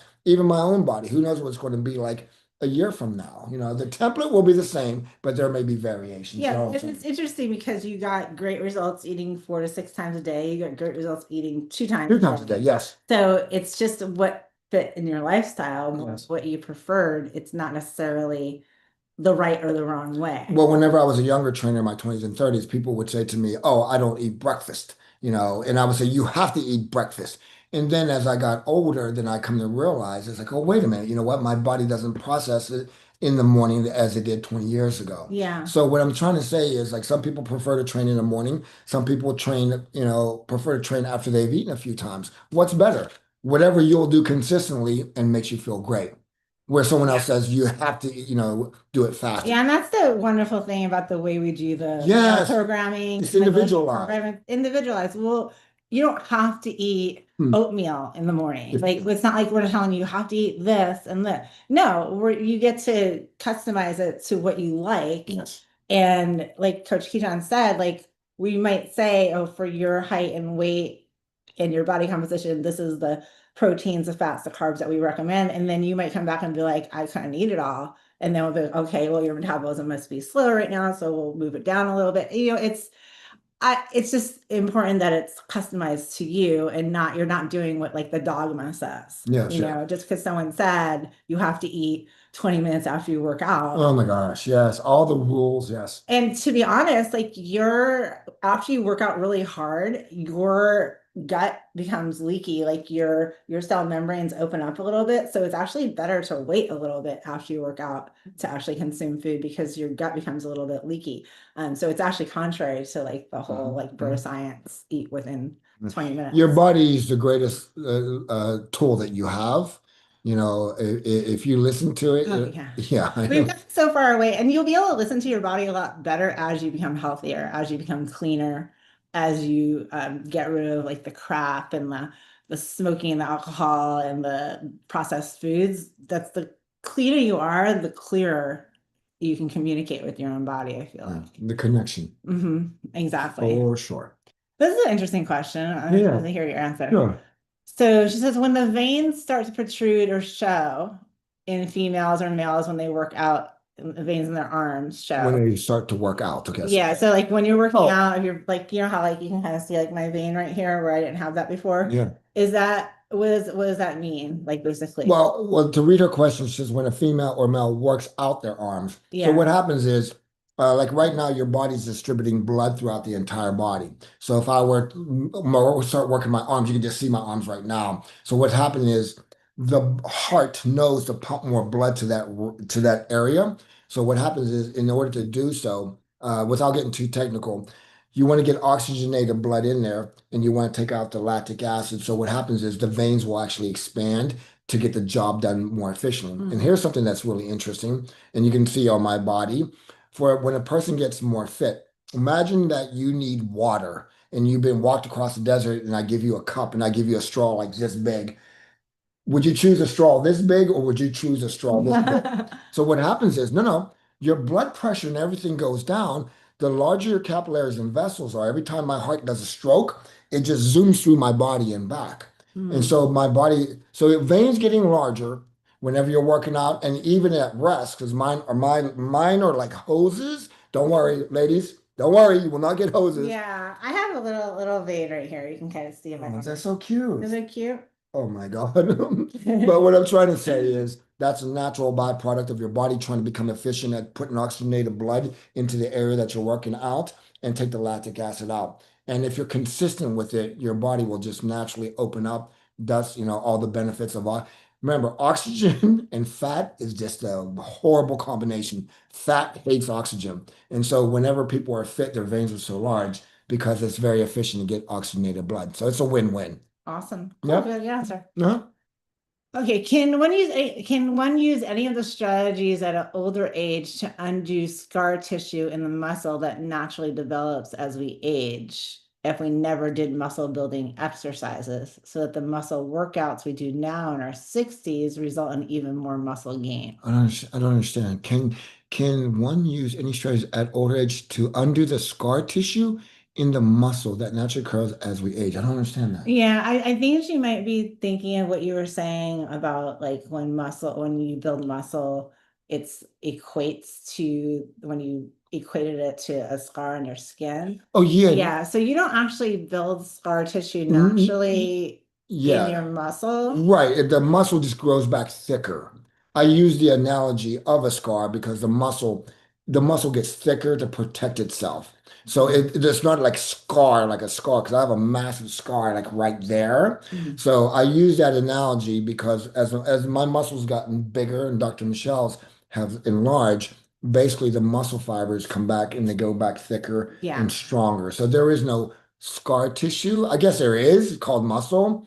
But Yeah, but it's just not, you don't have to undo that. But the second part of your question, if you never did any muscle building exercises, if you start working out now in your 60s, you will gain muscle for sure. I will say this. There's a rule of thumb in bodybuilding, and let me explain when I say bodybuilding. We are competitive bodybuilders. If you are working out with resistance training and eating healthy, you are building your body. So I think when people say oh, I'm not a bodybuilder. No, no. If you're building your body, it's a general term. Competitive bodybuilding is a whole different animal. But saying all that, they say in whoever they are, whenever you train for the first 3 years with consistency, your body can make significant improvements. I don't care if you're 18 years old, or I've started training people in their 70s, and I have seen things that have blown me away at how strong a person can get. So don't equate strong with massive muscle sizes. I've competed in strongman competition, and I remember they call it farmer strength. There are guys Oh like, yeah. oh yeah, yeah. Farmer strength, like I would go to a competition, and I looked the part. People are like, oh, look at this guy. Then you would see somebody over there who weren't very muscular. They were just kind of fit. They lived on a farm.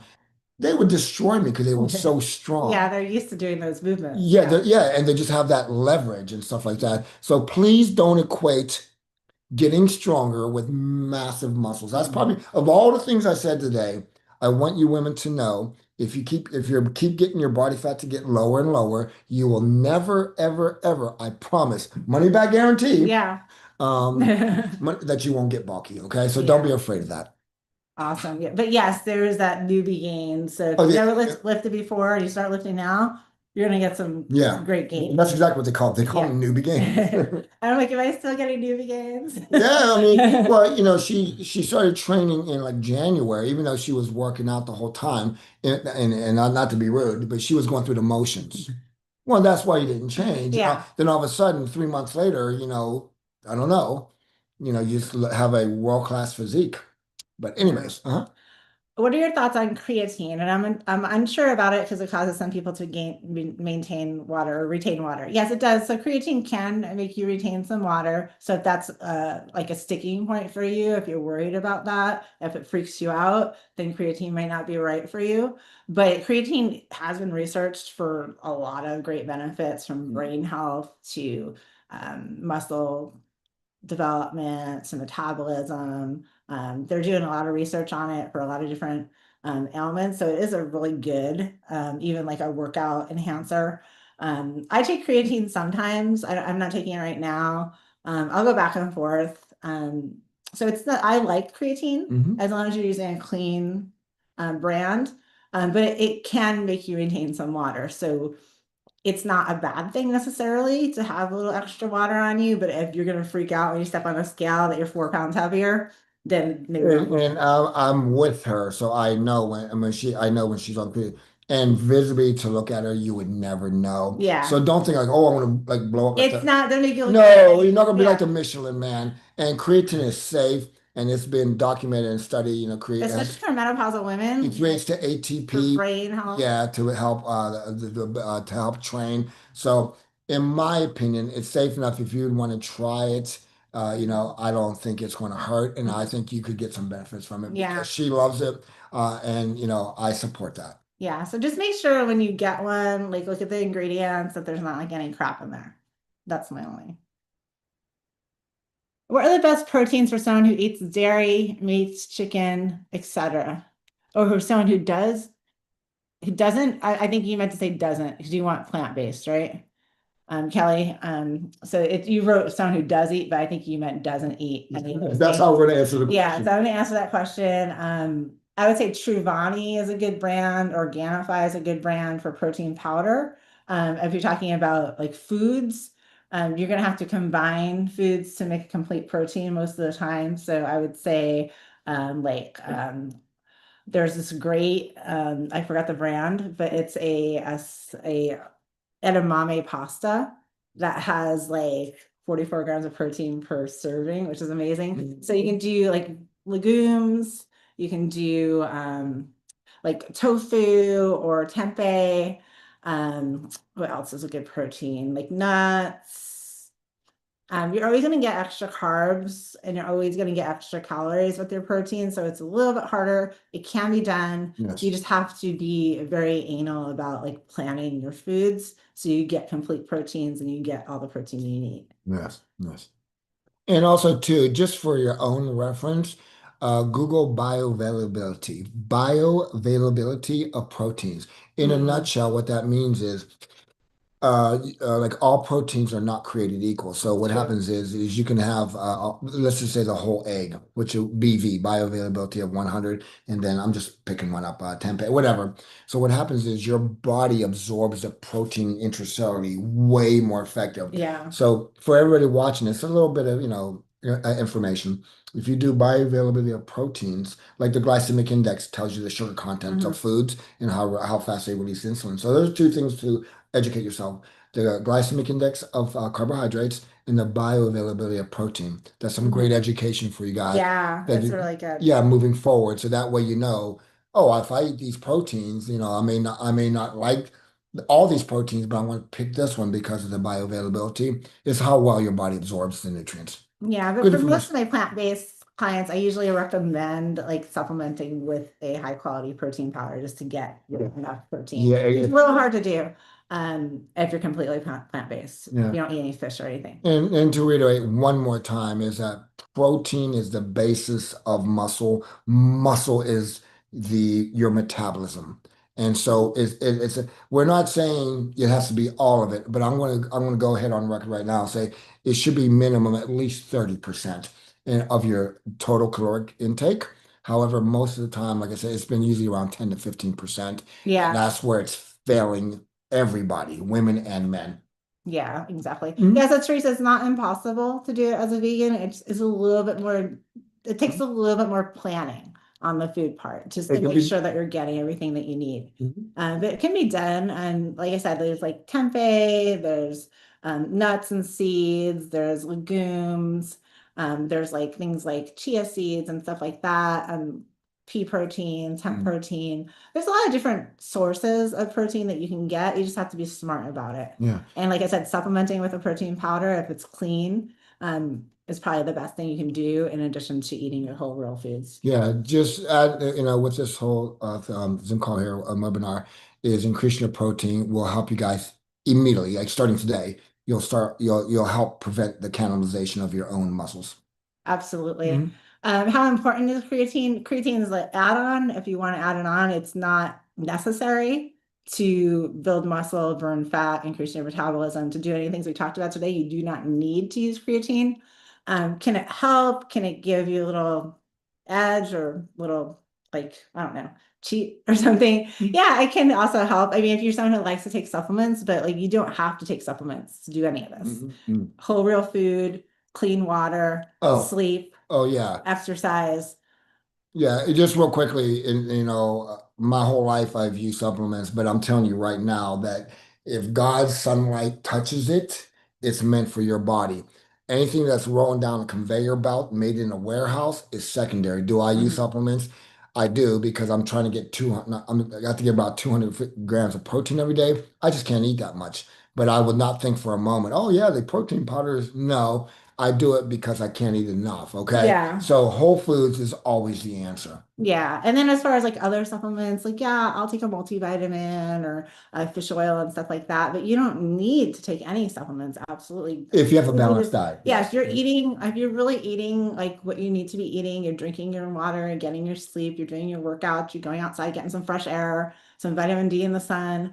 You don't really need supplements. You can add them on to help support. Supplements are supplemental to your plan. So it's a supplement to your plan. It's not the plan, if that makes sense.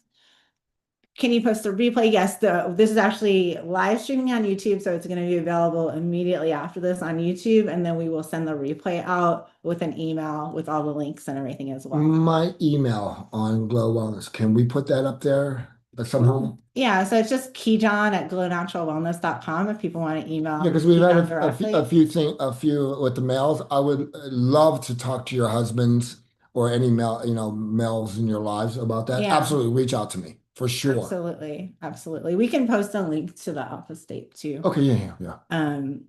Does metabolism help hypothyroid symptoms, fatigue, cold extremities? Age is 64, 153 pounds. So yes, absolutely. Will definitely help. Now, if you do have like a thyroid issue where your thyroid is not operating properly, you might need to support that as well. So it's not going to fix a thyroid issue, but it will definitely improve the symptoms of low thyroid. That Mhm. makes sense. Yes. So for instance, I had Hashimoto's thyroiditis my entire life. I didn't know it, so it was undiagnosed, and so I lost like a third of my thyroid. So I do take thyroid medicine because of that reason, because I don't have my whole thyroid. So no matter how much I work out, I'm never going to get my whole thyroid back, and so I do have to supplement with some thyroid medication. Let's see, if cellulite is on your thighs, you want to do weightlifting exercises with your legs. The answer is to get the cellulite to dissipate, it's going to be a total caloric deficit. So you can't spot reduce. As your body fat drops as a whole, the cellulite on your legs or wherever body part you may have will dissipate. Okay. So it's not an exercise. But doing the leg exercises Oh, will build that oh my muscle gosh. Yeah, yeah, yeah. area Oh, and bump out the yeah, skin on I'll the say leg. this right now. If you had to pick one exercise, if you would say, Coach, I got time for one exercise to cover all my bases, my heart, my lungs, my strength, it would be squats. Yeah, because those your legs and glutes are your biggest muscles in your Massive body. yes, So they yes. take the most oxygen and it's the most like cardiovascular of all the different body parts. So yes, Yeah. you'll burn more fat. And guys, I'm throwing this out there. I haven't even answered. Next time we do this again, I'm going to actually have a little segment where I'm going to actually do a few exercises for squats and Okay, lunges. I thought you were gonna say you were gonna show a picture of like the back of my legs. Oh my God, no. Like, no. No, I'm going to make sure on the next one, guys, is that Throw it out there. I'm going to actually go through some of the exercises. I have a lot of amazing tips. The number one is saving your knees, okay? Because that's the number one thing I do with the Glow Fit is I watch the videos of the members there, and they're always hurting their knees. So yes, Absolutely. do your squats, but make sure your nutrition is on point and your body fat. You can't target it, but yes, working the muscle will definitely help that area as well. Awesome. Mhm. Do you work with anyone with back pains? Everybody. No, no, Danielle, I swear that's just a common thing is in lower back pain. And a lot Most, of it is from us doing the exercises wrong. yes, yes, yes. And two things, the exercises improperly, not pulling your stomach in, supporting your lumbar, and also carrying additional weight up there. As fit as I am, you have those vests. I put a 20-pound vest and I just walk up and down the street. I'm like, oh my God, my feet hurt, my back hurt. So you're getting the weight off, making sure that your height weight appropriate and strengthening your core and make sure you're doing the exercise correctly. So yes, that's probably the number one thing that I dealt with. No, back and knees. Those are Oh, so yeah. everybody has back or knees and or both. Absolutely. Yeah. So yes, we got you covered for sure. I want my husband to join GlowFit as it's for men too. Janae, Yes. yeah, Janae, it's called Alpha State. It'll be the same profile. However, it'll be, we'll do my own WhatsApp group and stuff like that. However, the exercises, how she does reverse lunges is exactly how I Yeah, reverse lunge. exercises are going to be the same. The nutrition is going to be the same mostly. But the coaching calls and the additional like support, the group, that will be different because we geared towards men. So we talked about dude stuff. Instead of like breast size, Dude, we're talking about well, guys don't talk about breast no, size. you guys might. I think you're mistaken. That's what. I don't know what kind of group you're running over there. Let's see. How do we know the extent to which, wait, how can you know the extent to which they are overweight or underweight? Okay, I heard BMI is Oh. unreliable, absolutely. Yes. Unsure how to be spot on the hip to waist ratio composition analysis and body composition analysis from bioelectric impedance analysis or DEXA. How would you rank these methods? Okay, that's a great question. Mhm. Oh, what's the word they use? Oh, BMI, my body mass index.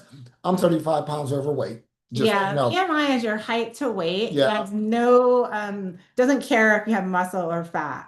And so it doesn't make if someone's like muscular, like Coach Kejon, it doesn't know the difference between whether he's Yeah. carrying muscle So or do fat. not go by the BMI BMI. effect. Yeah, do not go by the BMI. As far as how can I say this? We all have genetic structures, your clavicles, your pelvis width. So nobody can tell you what looks good on you. But as a general rule of thumb, this is just a man's opinion, and Doc can tell her opinion.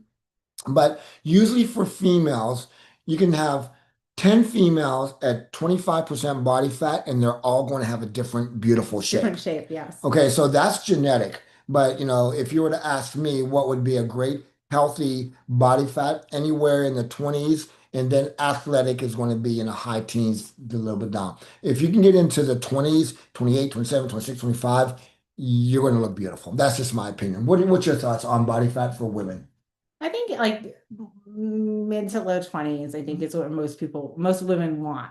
What's healthy is anywhere in the 20s. Yes, yes. But most women don't want just healthy. We want to be like hot, I guess you want to say. Like we want to be usually a little bit sleeker than what's considered healthy. Yes.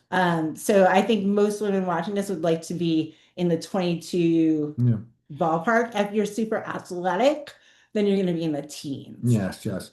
And from my experience, I'm going to have to say, definitely breaking under 30% is a very, very healthy. And then from there, you could say, you know what? I look really good at 28%, but what if I get down to 22?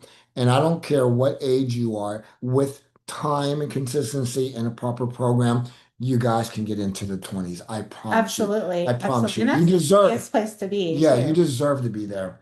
And then as far as like we really like a DEXA or more accessible, there's something called InBody, INBODY. And those are available at a lot of like nutrition shops, gyms, sometimes little like health centers. And so there you can go online inbody.com and you can look to see like where the one is near you. Here in Panama City Beach is a nutrition shop that has one, and they don't even charge you to do it. You just go in there and you hold on to these handles and you step on the scale. It does your weight, and then it measures your body fat percentage. And it actually measures how much muscle you have like in each arm and each leg and your trunk. And you can see like how you're doing basically. It's not like 100% accurate. I would say the most accurate is where they put you underwater and they do that. Yeah, that. Yeah, but most people don't have But no one's gonna do that. I've never done a 100 step my whole life. So. Yeah, exactly. So, and then DEXA's really good too, but a lot of times that's people have to pay like $100 or $200. Yeah. The InBody, if you Google InBody near me, you should have it, and they're reasonably priced.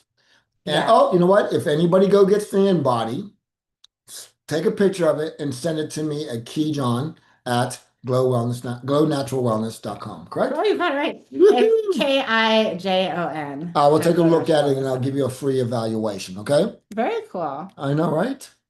What do you think of protein powders like Ascent to help with getting the required amount of protein? I'm not familiar with that particular one, but we just mentioned, you probably asked this question before we said it, but yes, especially if you're vegan or if you're just not able to get enough food. Coach Keaton said that he can't get all the time 250 grams of protein in a day because he'd just be eating nonstop and just like, what are you doing? I'm eating. What are you doing? I'm eating. I'm a professional eater of protein. So he'll use protein powder to get those. It's easy to get like 50 grams of protein in a cup and drink it. Yeah. So yes, you can definitely do that. I would not rely on that as your main source of protein. So I wouldn't say like drink 4 protein shakes and now you're done, because that's not whole real food and you're not getting all the other great nutrients, the zinc, the iron, all the things that you need from that food as well.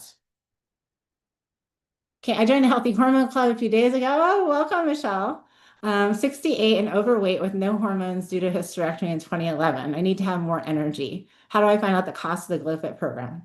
Awesome. Well, we'd love to have you in GlowFit. Yes. You're on the right track. There's nothing better than balancing your hormones and getting fit at the same time.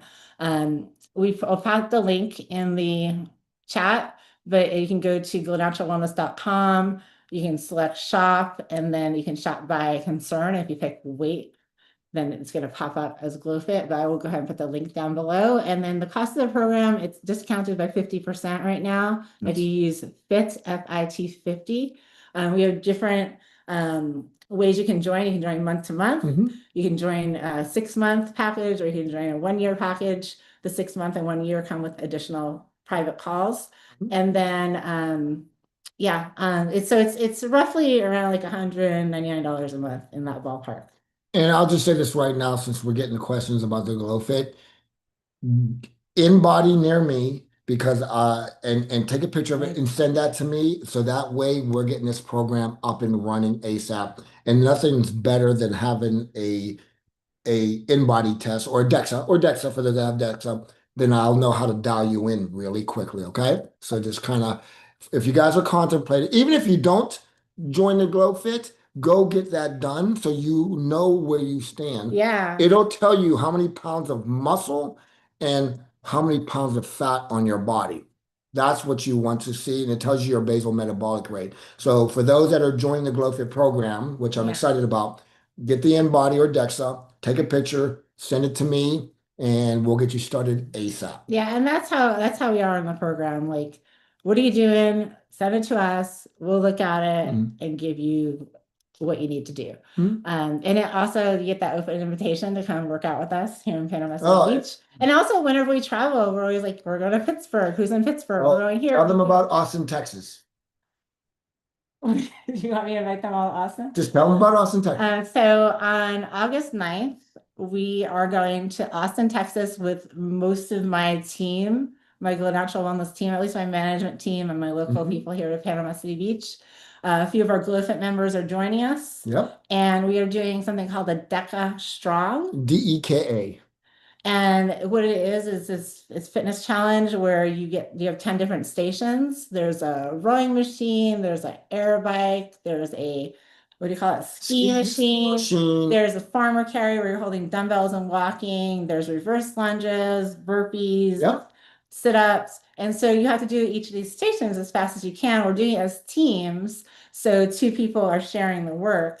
And it's going to be a whole lot of fun. So if anyone is in the Austin, Texas And when area, come down and watch and meet us and talk, I'm inviting. do it with us. I'll do it with us. And we'll coach you on. But I'm inviting you guys. If you happen to be in the Austin, Texas area, I would love to meet you. And if we have enough people, I will take time and maybe to do like a little seminar. Oh yeah, we do like a little workout. So anyway, so yeah, just throwing out last minute stuff but beyond her knowledge here. It's like, I get no approval. Just come and join me. What? We're inviting everybody. You're invited. yeah, you're all invited. Let's see, it's CrossFit work for the exercise side of things. Does. The one thing, and what I love about CrossFit is the culture. They're very supportive usually. However, please be careful with the workout of the day. It's very time oriented. My concern as a trainer and as an athlete myself is people form breaking down. But I gotta tell you something, and it's an all over workout, and they hit all the body parts, cardio, strength. Please be careful with the speed of the repetition and make sure that your form's on point more so than getting it through at a certain time. Yeah, That's my only concern. Like I love CrossFit. I used to do CrossFit all the time. I actually did like the CrossFit games and all that stuff. It was a lot of fun, but the one thing that they do stress like going fast over doing like really like squeezing and the proper form. Mhm. So it's a little bit different. You're not going to be doing like the different holds and tempo flex and different stuff like that. So you'll be missing out on that kind of thing, but you still are getting a lot of okay, now that's totally different now. Understand, because it's a great program, okay? But like knee flexion, you know what, like knee, you have your thigh extension, but it's very hard to do knee flexion in any movement. You know what I mean? Besides a gym or a leg curl or a band. So in a proper program, you're doing athletic stuff, whether it be DECA or CrossFit, but you still need to work every joint through a range of motion. That's how you're going to lift your rear end. And DECA and CrossFit and all the other wonderful things aren't specific to enhancing every muscle group. So if you want to raise your rear end and firm up your hamstrings, you're going to have to do body specific joint manipulation. Yeah, because in CrossFit, you're doing the Olympic lifts, but you're not really doing much else, really. You're not doing like isolation moves or anything like that. So you're limited on what you're going to build, but it's still great because there are like total body movements. Yeah, at the end of the day, if you're moving and being healthy, we support that. Yeah, I totally agree. Just be safe. Absolutely. Mm-hmm. How can this program benefit me with injuries like bulging disc, low back, sciatica, and disc issues in the neck? The answer to that is, how can I say this? It always goes back to you're in this situation and there's a lot of things you can't do. But a year from now, there's going to be even less things you can't do. So what I'm saying is safely get started somewhere. It may just be walking, and maybe of the program, you can only do a few exercises for the first week, second week, third week. Mhm. And then in time, as your body gets stronger, and it will, because Yeah. you're going to have the mindset, the proper foods, and oxygenated blood moving through Oh, there, yeah. and it will dissipate. I cannot sit here and tell you, oh, those will all disappear, but I will tell you, you'll be in a much better position a month from now than you are today. Absolutely. That's all Yeah. that's all I got. Getting the blood flow going through, I mean, that's so healing. Mm-hmm. The worst thing you can do with injuries like that is sit Just and do not do nothing. anything. Yeah. Like that is like a guarantee to keep going down, right? Like when doctors say that like you have this condition and it's going to continue to get worse, that's if you sit there and do nothing. If you do things like you were told your knee, right, would never Oh get no, better. no, Like, Mike. Oh, I snapped. yeah. I snapped my Achilles tendon. They had to reattach it, and the doctor's like, "Hey, you'll get some of it back, but it's never going to be the same." Like, thanks, doc, for that. But at the end of the day, this is me. I would not recommend other people, but I remember calling my buddies at the gym. Hey, I'm coming to the gym on Saturday. Like, you just had surgery Tuesday. I'm like, yeah, on my left ankle. You can lift me up, and I can do pull-ups. My arms are Yeah. fine. But that's just my mindset. And my calf, you would never even know that I had a Achilles tendon rupture. I'm not saying that go out there and disregard your low No, back and side. absolutely I'm not not. saying that. But what I'm saying is, even if you just sit there and just get the blood flow, your positive mindset will put you moving forward, and that's where it starts. So don't do Yeah. nothing, do what you can, and I promise you, in the months to come, what you can do will become more. Yeah, we just added that isometric workout to the GlowFit program, Oh, where you're yeah, not yeah. even moving, you're just flexing your muscles, and that's a great workout. You know what? The next time we do this again, I want to do some isometrics too. All right. Oh, We're doing doing a lot of the workout next one. time. Next So, time we'll do a live workout on YouTube. okay, yeah. So, Let's see. It'd be great for coaches like you to approach Senator Kennedy to try to get funds to help some low-income people who wouldn't be able to otherwise afford it. We actually were doing a lot things similar to that. I just founded glowgiver.org, which is a nonprofit. And so basically to help women and children who don't have resources. So some of it could be going towards fitness as well. But we do a lot of free workouts and things like that. So on Instagram, we do workouts, and we're going to start doing some free workouts on YouTube. So keep following me. You will get fitness advice and support and things to do. Every week in my newsletter, I do healthy recipes, so you can piece those together and make your own meal plan. We do a lot of free stuff to support, so don't worry if you can't afford the program. Just follow along and you'll get some support. and there, I know it's an anonymous attendee, and what I want to say to you is this: like, how can I say this? Like, what you authentically want, you'll see. Like my life, your life, our lives. It's like if you really, really want something, the doors will magically open. Just keep staying true to that, okay? And Yes. even in the video, we'll do some live workouts.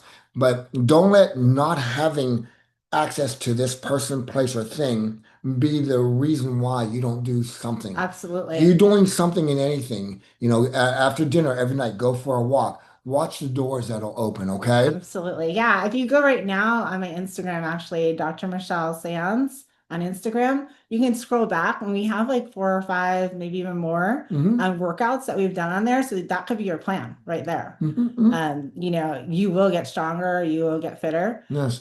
So just start there, if nothing else. Yeah.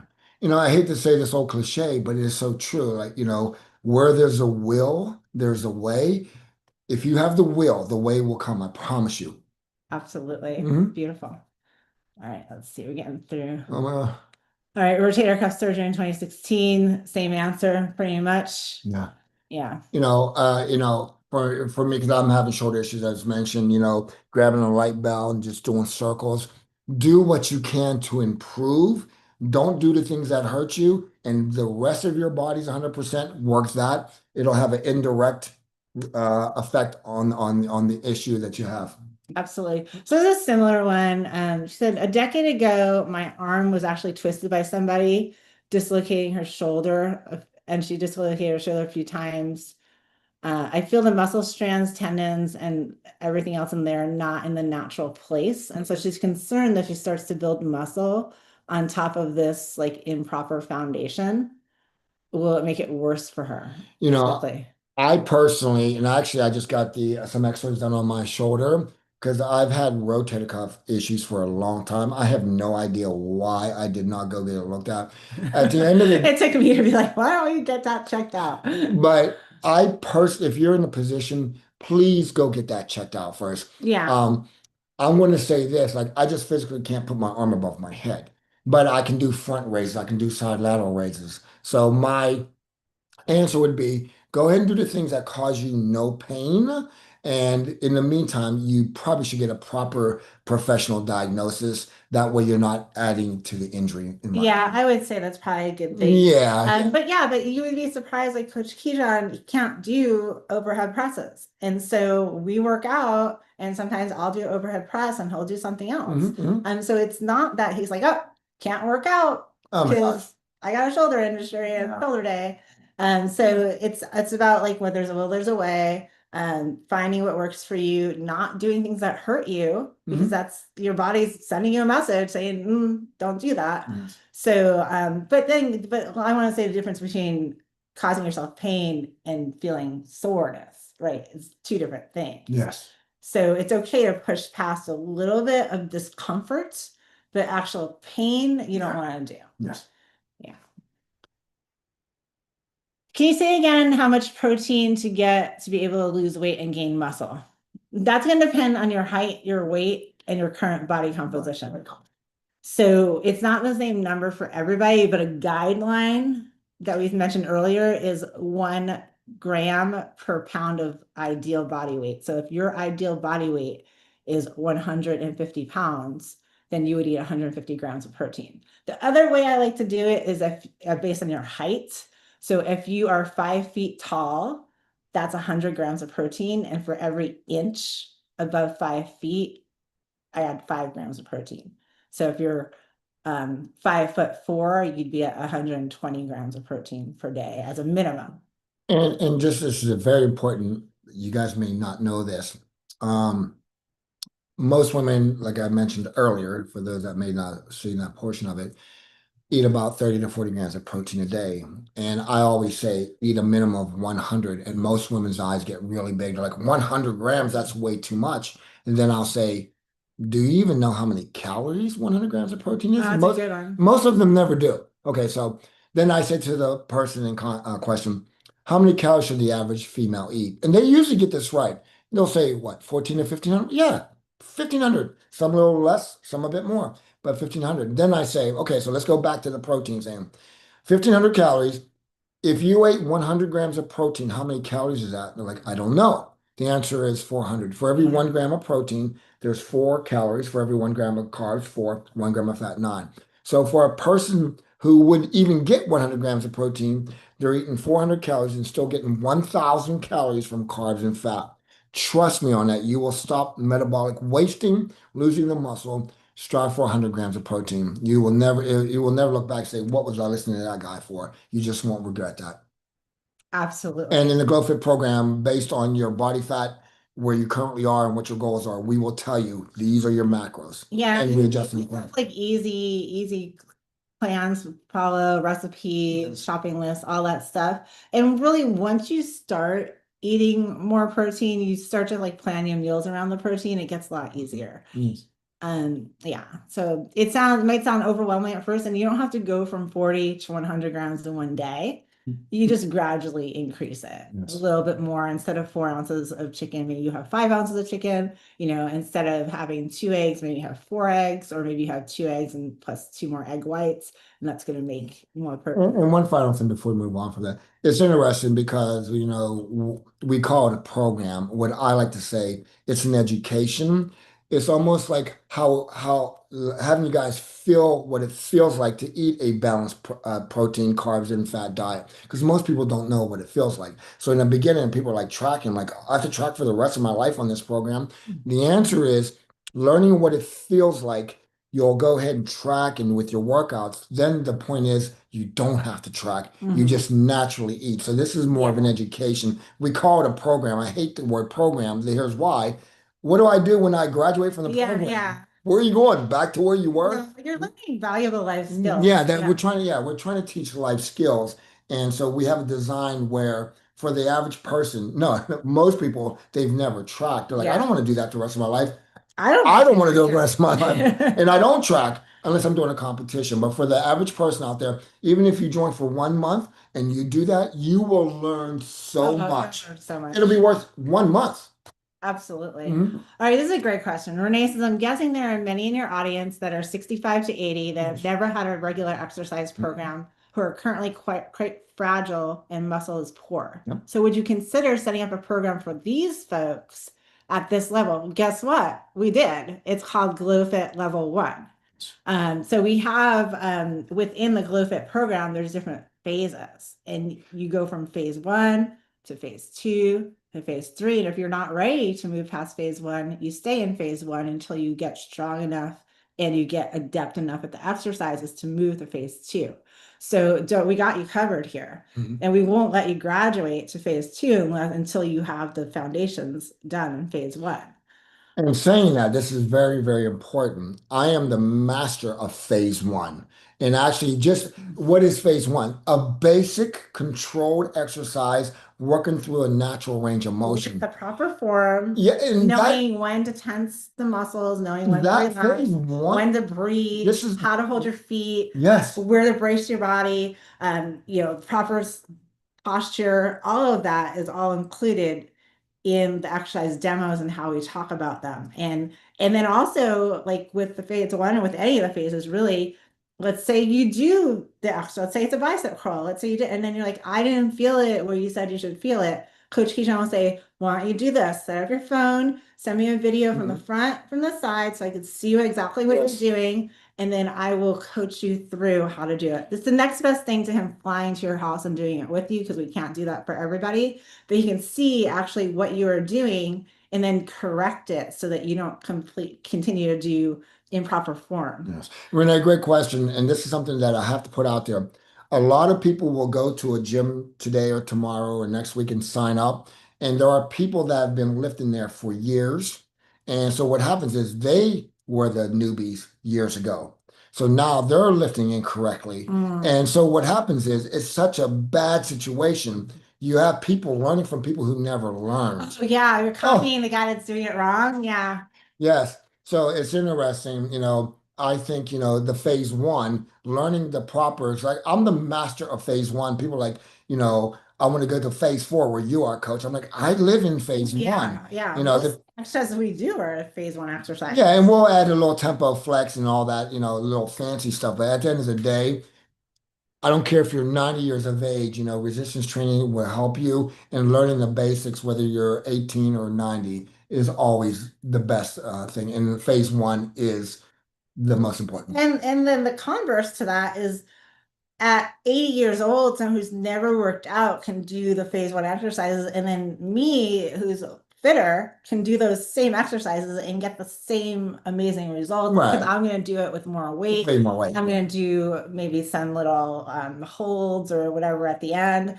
So I'm going to make it challenging for me. You might have no weight. You might have water bottles in your hand, and you're going to have it challenging for you. Yeah, body weight squat with a grandma at 90 years of age and me holding 100 pounds in each hand, and we're going up and down. They're both effective and doing the same thing. Exactly. So it's everyone's going to be at their own level, and we have designed this for people who have never worked out before, have never even picked up a weight before. And if you don't want to even pick up a weight, we have a home workout that you can do at bands. And so you don't have to touch weights if that's something that you're not ready to do yet. If you don't want to leave the house. But I think the bands are harder. But that's another conversation. I don't even want to open that door. Yeah, but yeah, so it is for all levels, and so we'd love to have you in the program. Let's see, can you address the safety of the program for people with osteoporosis in the hip and spine? So yeah, I mean, it is safe for all kind of circumstances. If you do have severe osteoporosis in your hip and spine, you cannot stand and hold a weight, then we will have you do the exercises seated. But we can modify it really for any situation if you have pain. But weight training is the best possible thing that you can do for osteoporosis. There's three things that help reverse osteoporosis. One, especially for women, estrogen decline is one of the big things that makes your bones deteriorate. So replacing your estrogen, resistance training, not putting any kind of like resistance against the bone that is going to make it atrophy. When you put resistance against the bone, it has that hormetic stress, and the stress makes it have to build. And then the third thing is protein. Getting enough protein in your diet is going to help give you your bone its building blocks, and also your minerals and things like that. And just to real quickly to add to that, in the home workouts, well, even in the gym, Dr. Michelle and I actually do the demonstration on video on every exercise. And the number one thing, keep your abs tight, make sure you keep your chin neutral. I'm pretty thorough on there, just so you know. So technique, body positioning, and safety is the number one concern, and then getting results. So just want to let you know. So it's us actually doing the demonstration. Yes, exactly. And like I said, if there's any that you can't do, then you just tell us like, hey, can't do this exercise, it causes pain, and then we give you a modification. See, how does libido and sex life change when a woman builds more muscle? Does it go up for some women and down for others?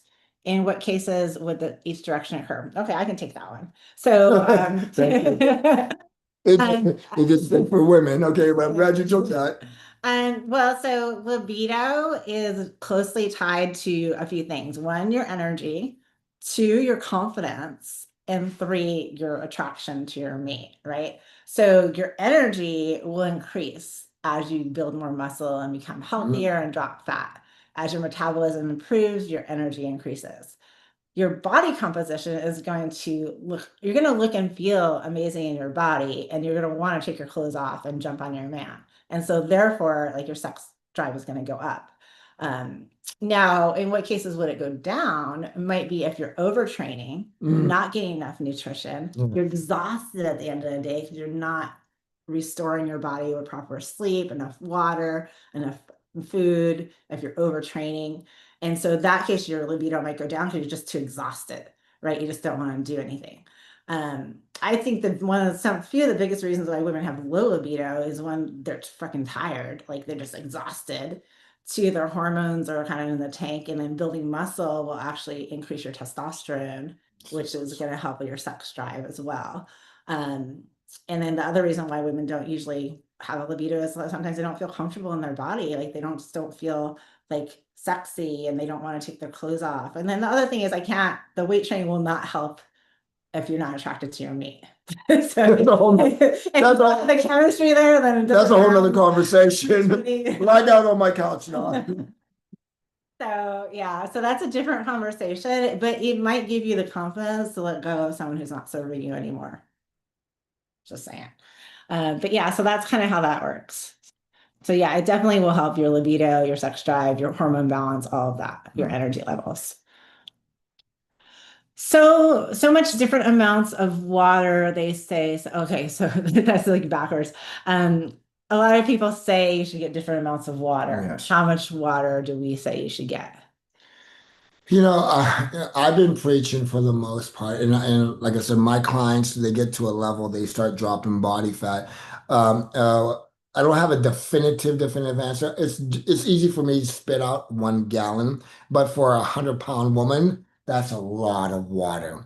So all that I do know is that most people do not drink enough water, and every metabolic process requires water and hydration. So I'm going to have to say, as a general, I don't know, what would you say? So like when someone's in one of my programs and they're trying to detoxify and they're trying to drop weight and they're trying to balance hormones, I always err on a higher. So I always say like a gallon of water a day is optimal, but Does it have their body weight in ounces if they're 200 pounds? like a minimum, I Yeah. would say a minimum No, that's too low because I would only be I know, drinking but 60 ounces I of know, water but per day. most people just don't Yeah, I would even say you need 60 to ounces. at least drink like 3/4 of a gallon. Yeah. Like if you really want to flush toxins, if you really want your skin to look good, if you want your digestion to work, like you need, if you want to poop, like you need water going through your body. Yeah. If you want your brain to work, like you need water. Like we live in this chronically dehydrated state. Oh We my have gosh. coffee and energy drinks and all the things that are dehydrating us. If you live in Florida, like I live in Florida, you better drink a gallon of water because you're sweating your butt off. And then when you're exercising too, you're sweating, so you need to drink water. For those that are drinking 2 glasses a day, start with minimum half your body weight in ounces. Yeah. Once you start there, you're gonna be like, wow, why am I so thirsty? You will just naturally drink. Yeah, it's like running. Like you can't like go from never running to running a marathon, Mhm. but you can go from never running to the mailbox. And the next day you can run to the end of the street. Then the next day you can run around the block. So with water, if you're drinking 2 cups, tomorrow you're gonna try to drink 3 cups. You're gonna keep 3 cups for like 4 days. And then you're gonna go 4 cups. You're gonna keep that for another 4 days. And then you're gonna get your body acclimated to Try more that. water. Try it for 1 month. The increasing the protein intake and drinking the water, that alone is going to change your game. Oh, absolutely. Yeah, Absolutely. it's like little things will make the big difference. If you guys would know what would happen to your mind, body, and spirit doing these things, you would not do them. Yeah, absolutely. Absolutely. It's all basic stuff too. Oh, Drinking I water, know. eating protein. Oh, I know. I know. Yeah. There's not like, I know everyone wants like this like weird, like stand on one foot and do the Oh yeah, like planks. some Yeah. yeah. There's not a secret. Let's see. I know if men take testosterone supplements, they can build more muscle. What kind of difference in muscle gains? The amount gained, rate of change you would see is same for women to give her hormone replacement before she's doing her strength training regimen for women not taking any hormone replacement. So if you are in a hormone deficient state because of menopause, so you don't have estrogen, you don't have progesterone, you have very low testosterone, it's going to be harder for you to build muscle because estrogen helps your muscles contract more. So it helps you to have like a deeper contraction, which makes your muscles build better. Testosterone also helps with muscle building. So it'll be harder for a woman who's in a hormone depleted state to build muscle as opposed to a woman who's in a hormone balanced state. But if you already have like decent hormones, you don't need to take more. So I'm not a fan of like super physiologic doses taking more than you should have to in hopes to build muscle. Um, what do you think?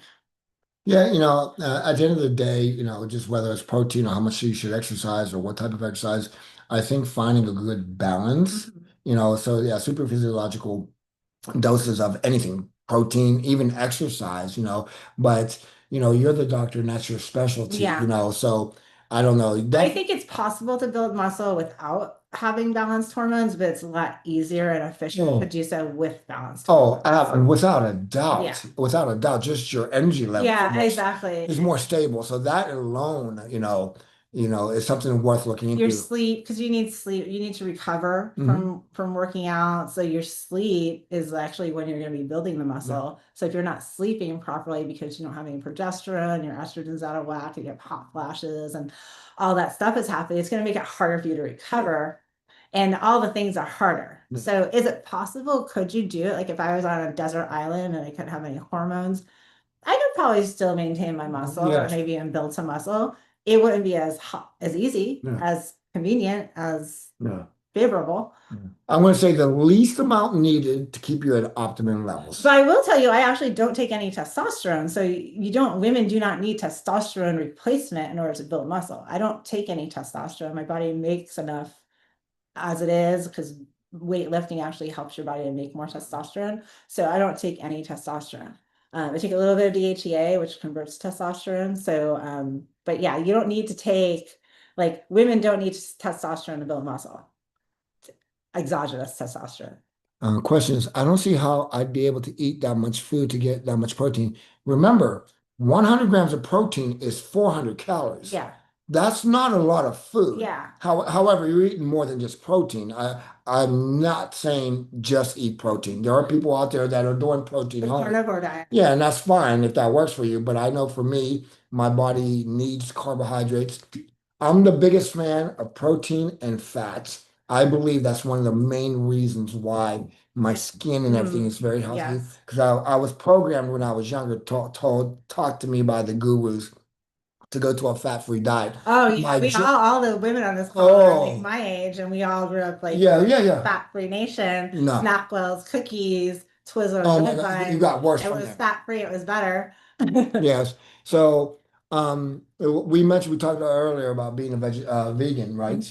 It definitely is harder to get your protein in there and keep your calories down because of the carbs that come with that. Right. But if It's you, doable. It's oh, it's doable. doable, yeah. I mean, if you're looking to if you strive for 100 grams of protein, which I think is, Not that much food when you think about it. it is if you're not used to eating protein, you're used to eating one egg, but then it's going to be overwhelming. You know what I mean?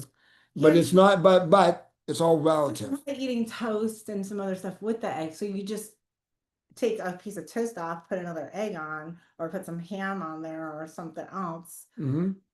You just have to make swaps to your Yeah. foods. It would be worth it. What you would get from increasing your protein intake is so startling to your body. It's worth it. It's worth. Absolutely. Mhm. Awesome. I'm 72. I've been exercising most of my adult life. I have osteoporosis. Do you have experience with safe exercises for osteoporosis? Absolutely, we do.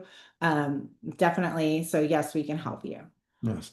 At the end of the day, you have to listen to your body and your joints and depending on your range of motions. But at the end of the day, the objective is to maximize and increase your range of motion to how the body was designed. Maybe with where you are, you can't do a full range of motion on any particular exercise, but the goal would be to slowly and safely increase the range of motion by getting your muscles stronger and building your bone Yeah, density and building your usually bone the density. more load we can get on you, the better. So it's just gradually increasing that as your body gets stronger and all the accessory muscles get stronger.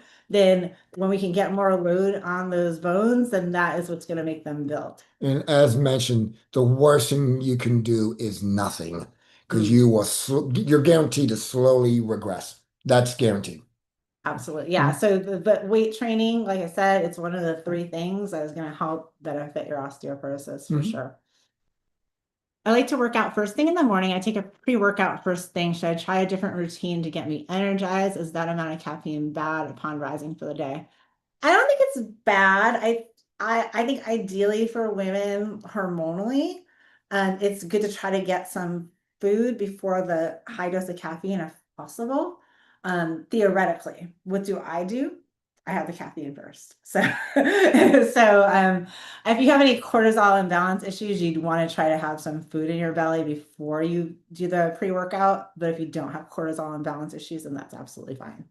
And I don't think caffeine actually has a lot of health benefits. So it's not necessarily bad for you. If you're drinking energy drinks all day or pre-workouts all day, then it can be bad for you, excessive caffeine. But usually the pre-workout's going to have like 200 milligrams of caffeine in it, maybe 200, 300, depending on the brand.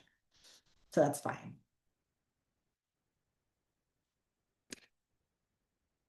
But oh, I would definitely drink like 32 ounces of water first when you wake up. That's going to help energize you the most. So like keep like a big cup by your bed. As soon as you wake up, before your feet hit the floor, gulp that water. That's going to help your digestion. It's going to help wake you up, energize you, help your brain, all that good stuff. And then you can have the pre-workout. How will menstrual patterns shift for better or worse when going about doing these kind of exercises? I'm thin with irregular periods, may or may not be perimenopausal. I might want to have a baby, in which case I don't want to lose my period. For those who aren't too thin, oh, wait, how can those who aren't too thin but thin do this without getting irregular cycle? Yeah, these are all actually like hormone safe, um, not overstrenuating, not over exercising. Like the plan is set up to be balanced. So you're not going to lose your period unless you don't eat or you do the workouts like 4 times in a row. So usually like when people lose their period from working out, it's because one, they're restricting calories too much, two, they're over exercising, or three, their body fat gets way too low, like to the point where it's like 10% or something like that for women. So yeah, so if that's none of the cases, then that won't be a problem for you. If you're thin or you think you're too thin or close to being too thin, then this program can actually help you to build muscle and help you get the right amount of calories so you don't put on fat, but you put on muscle. There's always going to be extremes to anything in life. Mm-hmm. And I think a well-balanced program enhances your mind, body, and spirit. You know, we are very, you have a doctor who is supporting and promoting this. Trust me whenever I say it's all about the balance. Mm-hmm. And I don't care the age, how much your body fat is, how low your body weight is. It's all conducive to making you more fit, more healthy, and strong. And there's nothing about this program. There are no drugs. There's no part you're not getting any kind of prescriptions that's going to do. It's all healthy, all natural, and we're very proud of the program, and we're sure it can help everybody, even regardless of the higher elite people out there. So there's somebody out there that's an elite, we can help you too. Yeah, absolutely. Yeah. Yes. So this is just going to strengthen your body overall, all your hormones, your digestion, your bones, your muscles. So you don't have to worry about it being overtaxing to you. Yes. And for those like are on the fence with, the osteoporosis or your lower back, trust me, you need this to help you. Working out in a controlled manner with safety and form and function being the main priority, that's what you need. This is not a program to come in and getting ready to go running and doing events and doing bodybuilding. That is not it. Yeah. Our Although if that's something you want, we can help you with our that. physique's at the higher end of the spectrum, but what we did to get here will help you to whatever degree that you are and wish to get to. And with that said, like anything I want to learn, whether it be Spanish or So, business, I'm going to look for someone who's at the top of that to learn from. I'm not going to look for someone that's like kind of just a little bit ahead of me. So yeah, I mean, well, we might be able to do a lot more than you can do when you start. Like we're the best people to help you get to where you want to go. I'll say that. Let's see. The next one, I've had 8 children. Oh my God. Oh my God, bless you. Bow down to you. I have one child, and sometimes I'm just like, how do people do it? 8 kids. She has diastasis recti, of course. Yeah, pelvic floor issues. I'm not surprised. Been to a physical therapist, and she wasn't able to help me. Previously, I was super fit and worked out my whole life. I've always had a clean diet. I feel very broken. I understand. That's why I call this masterclass Built Not Broken, because I've heard this so many times. And yes, that we kind of are saying the same thing a lot, but no matter where you're at, we had another lady with pelvic floor issues I talked to earlier. Yes, we can create this program so it works for you. Most of the exercises are going to be totally doable for you. We actually don't do a lot of like ab exercises, like sit-ups and stuff. There's not even any in the program. There might be like a couple. But maybe you skip a couple of those and we give you the ab exercises that are going to help to heal your diastasis recti instead of making it worse. Yes. And pelvic floor, like squatting and stuff like that is some of the best thing you can do to strengthen your pelvic floor.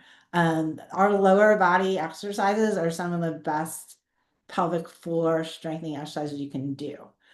So I would say definitely we can help you. And do not feel broken. That's your start. That's today. Tomorrow you're gonna start feeling stronger.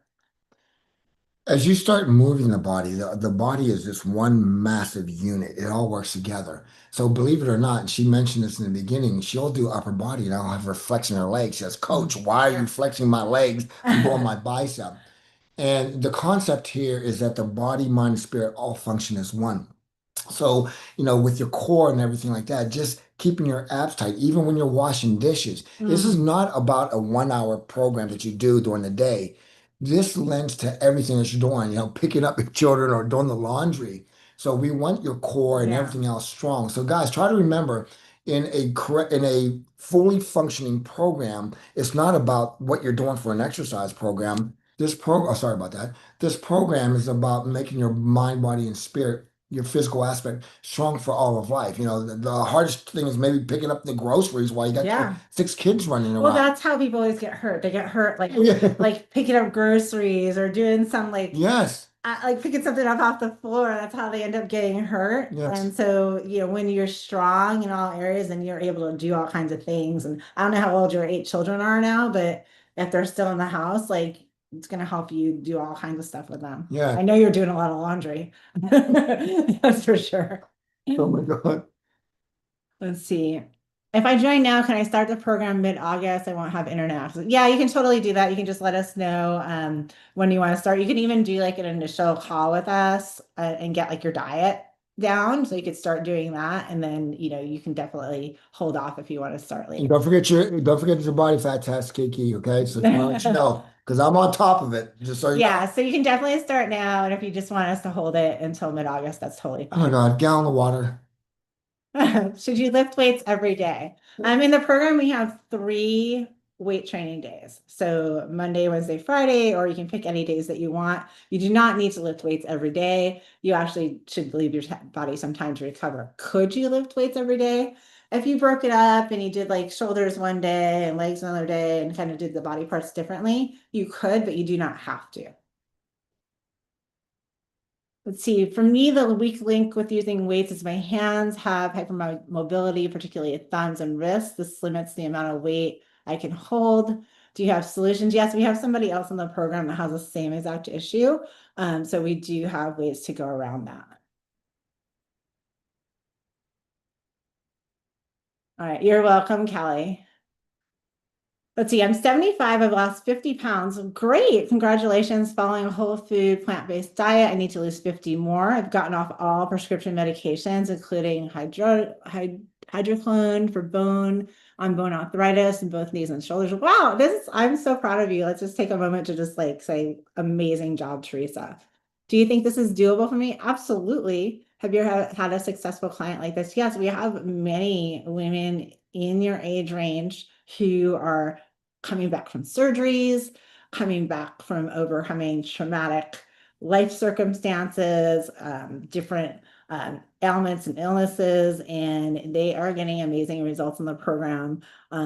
With the key is if you want to get good results in the program, you need to show up, you need to ask for help, you need to be like, get the support that you need because we are not in your house. And so if you have a question, ask the question. If you're not sure how to do something, send the video. So your results will definitely equate to how much support you asked for. So this lady is 75 years old. She lost 50 pounds doing a plant-based diet and she got off all her prescriptions, including prescription for bone Good for you. arthritis. Good for you. And then she wants to know if it's doable and if we've ever had successful clients like her. And I was telling her, absolutely. We have people who have gotten over surgeries. We have people who just like get over like traumatic events. We're like Nancy who almost died in the hospital and she's doing amazing. So many people. And I was saying like, it's the people who are in those circumstances, the ones that ask for help, the ones who are like, hey, I can't do this. What can I do instead? And then they get the alternative. That's how you get the success in the program. So if you do join, like definitely use the expertise you have here. And also, Teresa, being the fact that you lost 50 just through sheer willpower, you have the most important quality, and that is desire. It doesn't matter how much knowledge, what we look like, what we think we can offer. At the end of the day, if you have that drive, you will draw the right information to you. Okay. So you lost 50 and you know in your heart with the right program, the right support and the right information, you'll lose the other 50. So this is a call out. If this is a time of your life where it's just time, you've had enough of it, then then it's right for you, then let's go. Absolutely. Yes. Absolutely. And congratulations again. Yeah. Amazing work. Keep up the great work regardless where you end up. Let's see. I know it's hard to compare your technique to thousands of others out there, but can you talk about functional biomechanics? Just how easy is it to get techniques wrong when lifting free weights or using machines? Could you go into short, medium, and long-term results can usually happen by continually doing these exercises each week in an incorrect way? Absolutely. Yeah. Real quickly, without getting too technical, depending on your femur length, the reason why most people, excuse me, a lot of people have a hard time squatting. They lean forward. It's genetic. It's your femur length. If you don't fold up like an accordion, that's probably the number one thing with all the people in the GlowFit program. They have problems squatting and whatnot and doing lunges. And they're like, the number one thing that I talk about every week is their knees. And that we've helped so many people. So the answer to your question is yes, you can take 20 people squatting and maybe genetically speaking, three of them, I'll call them natural squatter. I'm a natural squatter. Doc is I'm not a natural squatter. How do you know if you're a natural squatter? Whenever you get done, when we get done here shortly, just get your camera, step back, put it on the side, and just squat all the way down, all the way down, and all the way up. If you find your torso is leaning forward, it's not because you're weak or don't have the mobility, unless you have an injury, then you shouldn't be doing that. It's because your femurs and your bone length does not fold up. So to answer your question, your mechanics will determine on how you should work a certain exercise. A lot of people when they do chest press, they lay flat bench and they get all the anterior delt. Actually, you should have your natural arch underneath there. I should be able to slide my hand underneath the small of your back with your upper back and your pelvis on top of the bench. Mhm. And that'll take your chest involved. So yes, there's a lot of things that most people are doing incorrectly based on their genetics, muscle fiber types. And that's another thing too, Mhm. is muscle fiber types. You're born genetically predisposed to more fast twitch muscle fibers and slow twitch. And so what happens is you're training. So like I'm a power and speed guy. This girl is endurance. She can destroy me in endurance. And while you can train both fast twitch and slow twitch, you can never change your genetic predisposition for the ratio. Usain Bolt is fast twitch muscle fiber type. I'm sure he can run a marathon. It's going to be a heck of a lot harder for him to do that than in sprinting. So yes, all that is accounted for, and we look for that whenever we train people and make sure that they're training correctly for the genetic structure, and also make sure that we're stimulating fast twitch and slow twitch. So we're not heavy weight, and we're not like gazillion reps. We're Yeah. actually balancing both, and that's another thing that we take pride in our program. Yeah, and I would say like if you're continually doing something with the wrong form, there's a few things that can happen. One, maybe you're not getting the optimal result from that exercise, so maybe you're not getting the best contraction of the muscle that you're trying to work. So the first thing was maybe you're not getting the best results from doing that exercise. The second, probably more problematic thing is maybe you are going to create an injury because you're doing it wrong. Oh yeah, your Like body will. like when you do certain exercises, like you have to stack your joints so that it takes the pressure off of your body. If you're doing like a bench press and you're bringing it out here, it's going to kind of hurt your arm. And so over time, that can create little minor injuries in the smaller muscles or even the bigger muscles or your joints. If you're doing a lunge run, it could tweak your knee over time. If you keep doing it, it can make that become an injury. So I would say, two, one, you're not getting the best results, and two, you're creating an injury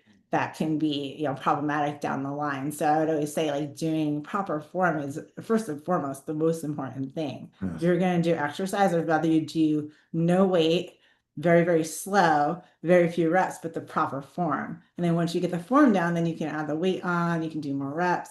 That's why we were talking about CrossFit, like, they're telling you to go super fast, but maybe not like checking your form all the time, and that can create injuries. And I want to say most people watching this right now, they probably have had experiences in the past of maybe trying to do some weights and they hurt themselves. Mhm. And so I can see why a lot of people, especially when we get older, you're like, oh, I don't want to hurt myself.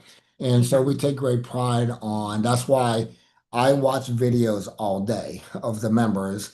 And I gotta tell you, and I'm so glad they send the videos because they don't even know what they're doing We wrong. think we're doing it right, and then like You see a video, it's like, oh my God, did you watch the videos that we put up? well, because you think you're doing it, and then because it's not necessarily like everyone's like thing they've been studying their entire life, Yeah. like it's brand new to them, so they're getting most of it, but one crucial thing is off, and that crucial thing is something they may not notice that Yeah. you will notice. Without going too in depth, like lat pull downs, everyone's on a bicep pull. It's actually be scapular adduction. Basically, you squeeze your shoulder blades together that draws the hand down where everyone else is pulling the bar. But those are that's just a sample of the many things that in our program we first and foremost is form and then getting stronger with proper form. Perfect. Mhm. Cassandra says, what if you have SIBO, IBS, and have a hard time with diet? Is there any tailoring to the diet portion? Absolutely. Yeah, I can totally tailor the diets to go towards any gut issue diet that needs to be addressed. Let's see. Also, we're trying to find a local gym that has the best quality machines. Is there a directory out there where the gym gets certified for having the best machines? Not that I No, know no, because even where we live, there's like 5 different gyms, and you have your basic manufacturer, Cybex, Nautilus, blah blah blah. And how can I say this? It's usually, not one brand has it's funny, we go to a gym and it's funny, it's like, oh, I like that machine over there. Yeah, it's And usually different brands. They make like one that this one has a good glute machine, this but one has a good squat. but as a horrible Yeah. hack squat, yeah. Yeah. So no, there is no pre-qualification or code, so to speak, for a gym. Basically, it's the owners, it's their choice, their preferences on what they want. Yeah, I would just look around, like go look around, maybe do like the free pass for the day and try the machines out, make sure that the worst thing is like gyms that don't maintain their machines. Oh Like, yeah, that's that's the problem. But yeah. most gyms are gonna have like decent machines, I would say, as long as they're functioning well, for like the purposes of like the types of workouts we do. Um, you don't really need a lot of machines. You need a barbell, some Well, dumbbells, here's one for some you. cables, maybe. Here's one for you. If you got a light bar and you're 4'10" and you have the same bar and the guy is 6'10", it doesn't matter. The Yeah. machine, think about it. Now what happens is that you cannot build a machine that's going to be appropriate for a 4'10" and a 6'5" guy. Yeah. So to actually back up what she just said, dumbbells and barbells are superior in the fact that that your natural range of motion is not affected. The machine's quote can be safer because you're supported, okay? So, but push comes to shove, if you say to me what's the best bang for the buck, without a doubt, free weights. Because one more reason why. A machine is a bicycle with training wheels. You're supplying the power, but the wheels are balancing. When you take off the training wheels off the bicycle, now you have multi-planes that you have to balance, and that's what free weights. If I do a machine overhead, all I'm doing is going up and down, which is wonderful. If I hold a dumbbell, now I got the forward and backward plane, so it's multi-planes. Way more bang for the buck. They both serve their purpose. But if I had to choose one, I would choose free weights every time, depending on the circumstance. Yeah. I would just make sure that the gym has like enough equipment. I would check, I'd go like at the time you plan to go and see how crowded it is. If there's any like specific you want classes or, like, does they have a nice free weight area?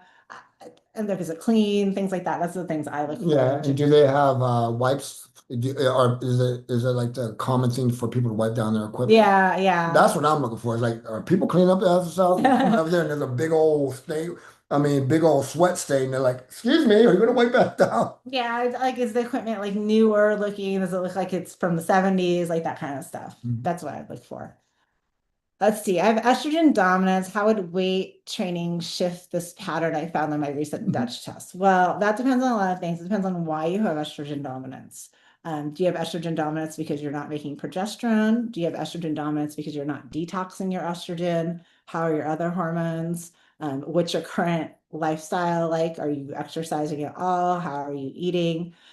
So like adding weight training is not gonna like magically like change your hormones next month, but what it does is it puts your body in a different metabolic state and it puts your body in the state to detox hormones, to make more testosterone and DHEA.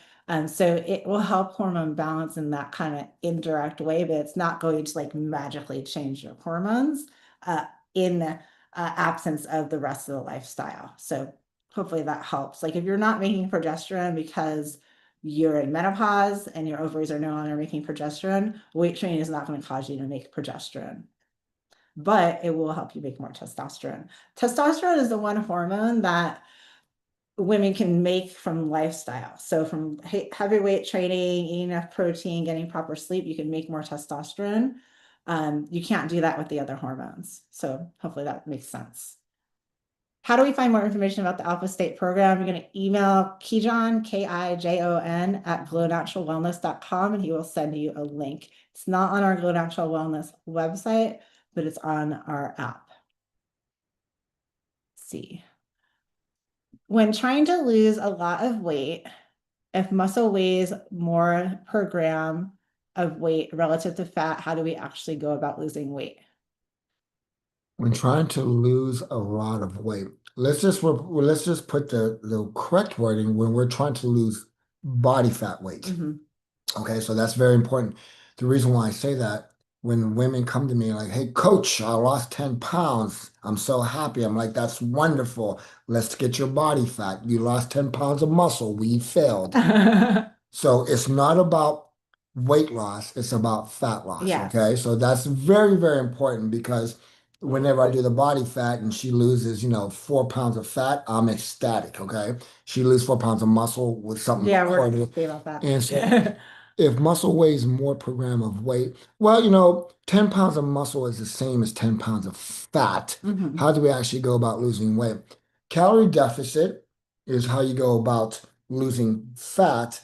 Resistance training ensures that you keep the muscle. And it also will increase your metabolism to Right. make your deficit easier to get to, right? Exactly, right, exactly. So remember, and also what she mentioned earlier, the more muscle for me to lose in a calorie deficit will be 2,500 calories because I'm mostly muscle.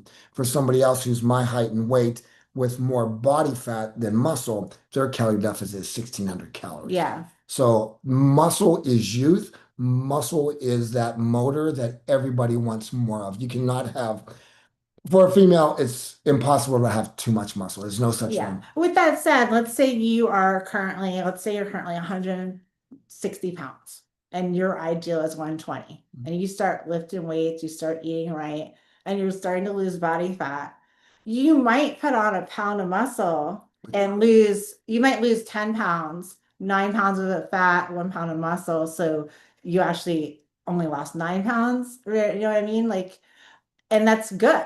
Like, because now your metabolism is going to go up from that extra pound of muscle and your overall body fat is down and you're going to keep going and you might add another pound of muscle. It's going to take a long time to add a pound of muscle. Yeah. Yes. And then you might lose more body fat and you're going to look better because that pound of muscle, don't forget, is much smaller Yeah. than the pound of fat. So don't be afraid of gaining muscle because it's not going to make you bigger because you're going to be losing fat at the same Well, time. in actuality, if you're 160 with 100 pounds of muscle, and let's say 60 pounds of fat, then you drop all the way down to 100 pounds of, 105 pounds of muscle and 50 pounds of fat. Your body Yeah. is just massively different. Yes. Yeah, so don't be afraid of muscle. Muscle does not bulk you up. If anything, it gets smaller and smaller, increases your metabolism, and gives you beautiful shape. Yeah. Let's see. Does the fat on the body, brown or other, change to muscle, or is there no conversion from one to the other? No. Muscle cannot physiologically change to fat. And Yeah, I've heard people say that. people said that to me when I was younger. Oh, whenever you quit working out, all that muscle. No, change. No, what happens is if I were to get so injured that I couldn't physically move my body, which would be pretty much paralysis, because I'll move my earlobes. Is what happens is all I would do if I couldn't exercise for a month is decrease my calories and I would not accumulate fat because Yeah. being that I'm not moving as much, I just don't burn as much calories. And in time, it takes a while for your body to atrophy. If I miss training for a few weeks, I'm not going to all of a sudden Yeah. lose muscle. Especially if you kept your protein up. Yes, you kept your protein up. So the thing is, like, your muscle can, like, if you're inactive, your muscle can atrophy and you can gain fat, or your fat cells can increase, but your muscle doesn't turn into fat. Right. You know, a lot of people think it turns into fat and then your fat turns into muscle. No, you lose fat and the muscle builds. You don't actually lose fat cells, you just shrink your fat cells. Yes. To be totally technical. You have the same fat cells in your body. You don't actually ever lose them, they just shrink. You can add more fat cells though. So that's why it makes it harder. Like, once you've been overweight, it makes it a little bit harder to lose. What do you think of power plates? As not as a substitute, but I love the power plate. I have one in my house. I use it every morning. So I like to stand on it for like 5 to 7 minutes and do like little squats. The power plate is amazing. It's vibration technology. So it vibrates like 300 times per second and it makes you kind of tense all the little muscles. So I think it's great for like bone health, for metabolism, for like muscle density. I think it's great. Can you suggest a brand? The brand is actually Power Plate. That's what it's called. The type of technology is vibration plate. So that's the only one I've ever used. I'm sure there's others that are good, but I don't have any other reference point. It's a great tool, but remember, the body with muscles and joints and bones is made to go through a range of motion. So that's why those are all great. I mean, I stood on that thing. I was like, what the I heck? like it. Oh, no, but what I'm trying to say is that those are all great tools, but to work the body, you have to work through the range of motion. Oh, absolutely. Nothing beats a squat. So you can stand up there and do that, but then get off and do body weight squats. Oh, yeah, it's 25. great for like a warm up or a cool Mhm. Yeah, down. yeah. I think Those are fun tools. Yeah. They're fun tools. I like throwing a football. It's just fun. But if you really want to shape your body, increase your metabolism, work your joints through. Yeah, she did say not instead of, but Oh yeah, yeah. Oh, absolutely. Yeah, it's fun. Yeah, I, absolutely. I encourage doing fun things and different things.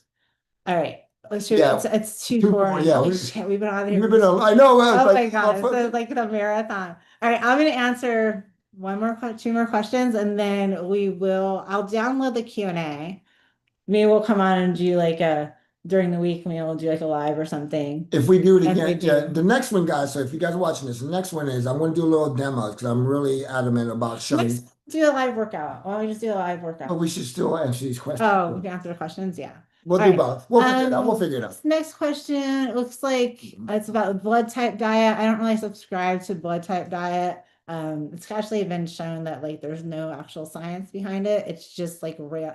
Basically, if you take 1/3 of the population, 1/3 of the population, 1/3 of the population, you assign diets, it's going to work for some people just randomly. And so it doesn't really do anything. Let's see, I increased my protein to 100 grams and noticed I've been feeling more bloated and heavy and have a reduced appetite.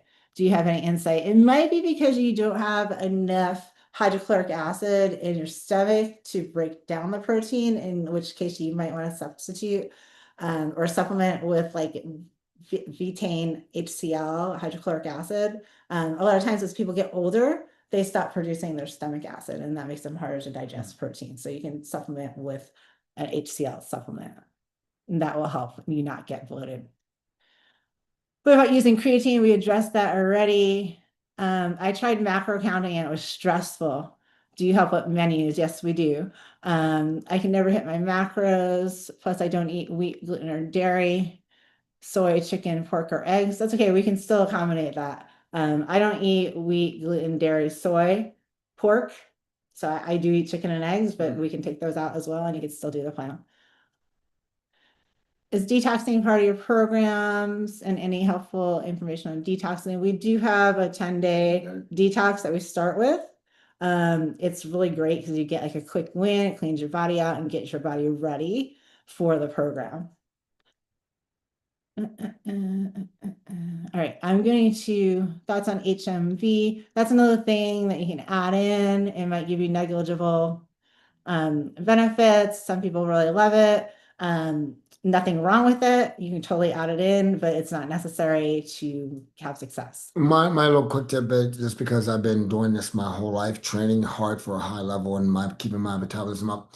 My story is whenever I started back in the day, they had all these supplements, and I swore by cybergenics and I swore by hot stuff.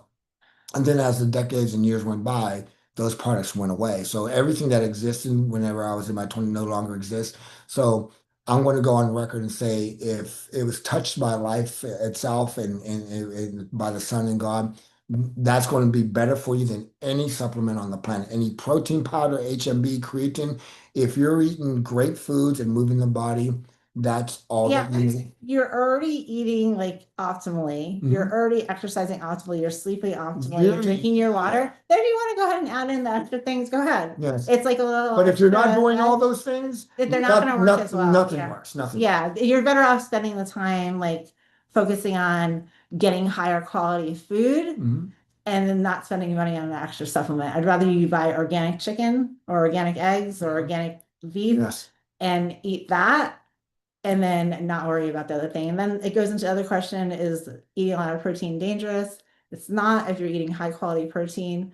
And a lot of protein is relative. So 100 grams of protein, 150 grams of protein, that's not really considered a lot by scientific standards. Scientific standards, like 500 grams of protein is considered. Oh, no. Back in the day, they would told me to eat like 400, 500 grams. I couldn't go to the bathroom.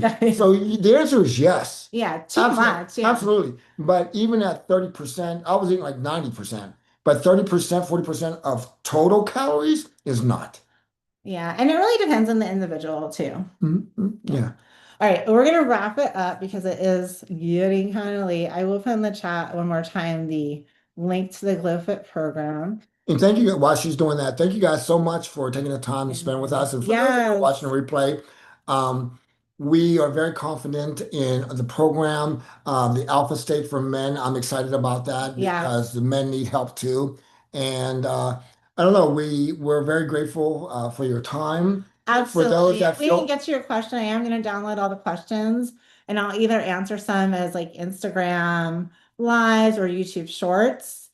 And we can do that maybe together and we'll get your questions answered. How do we join? I just put the link in the chat, but we will send out a replay for those of you who are here on Zoom that signed up. And if you're on YouTube and you're stumbling across this, just email support, SUPPORT at glownaturalwellness.com, and we'll send you all your links. And we'll try to put the links in the YouTube description later. But there's the link. And then don't forget to put in FIT 50. oh, for the discount. At checkout, you get 50% off, and that's ongoing for as long as you're in the program. And Annie, I look forward to seeing you with the demo too, okay? Awesome, awesome. You're so welcome. Of Oh, course. awesome, Yeah, Alma. so we'd love to see all of you in there. And like I said, this is not like Thank you, Marsha. it's not a PDF that we send you and say you're on your own. Oh, Like, no. we meet every week. We are as involved as you want us to be in your program, and we really we love celebrating the success. Like, we love it. It's what I love to do. And you'll be sending me videos of your exercising, so I'll make sure you're on point. There'll be a lot of accountability. Yeah, I'm really you'll get to know us really well. And then you also get to come to my house and work out with us if you want to.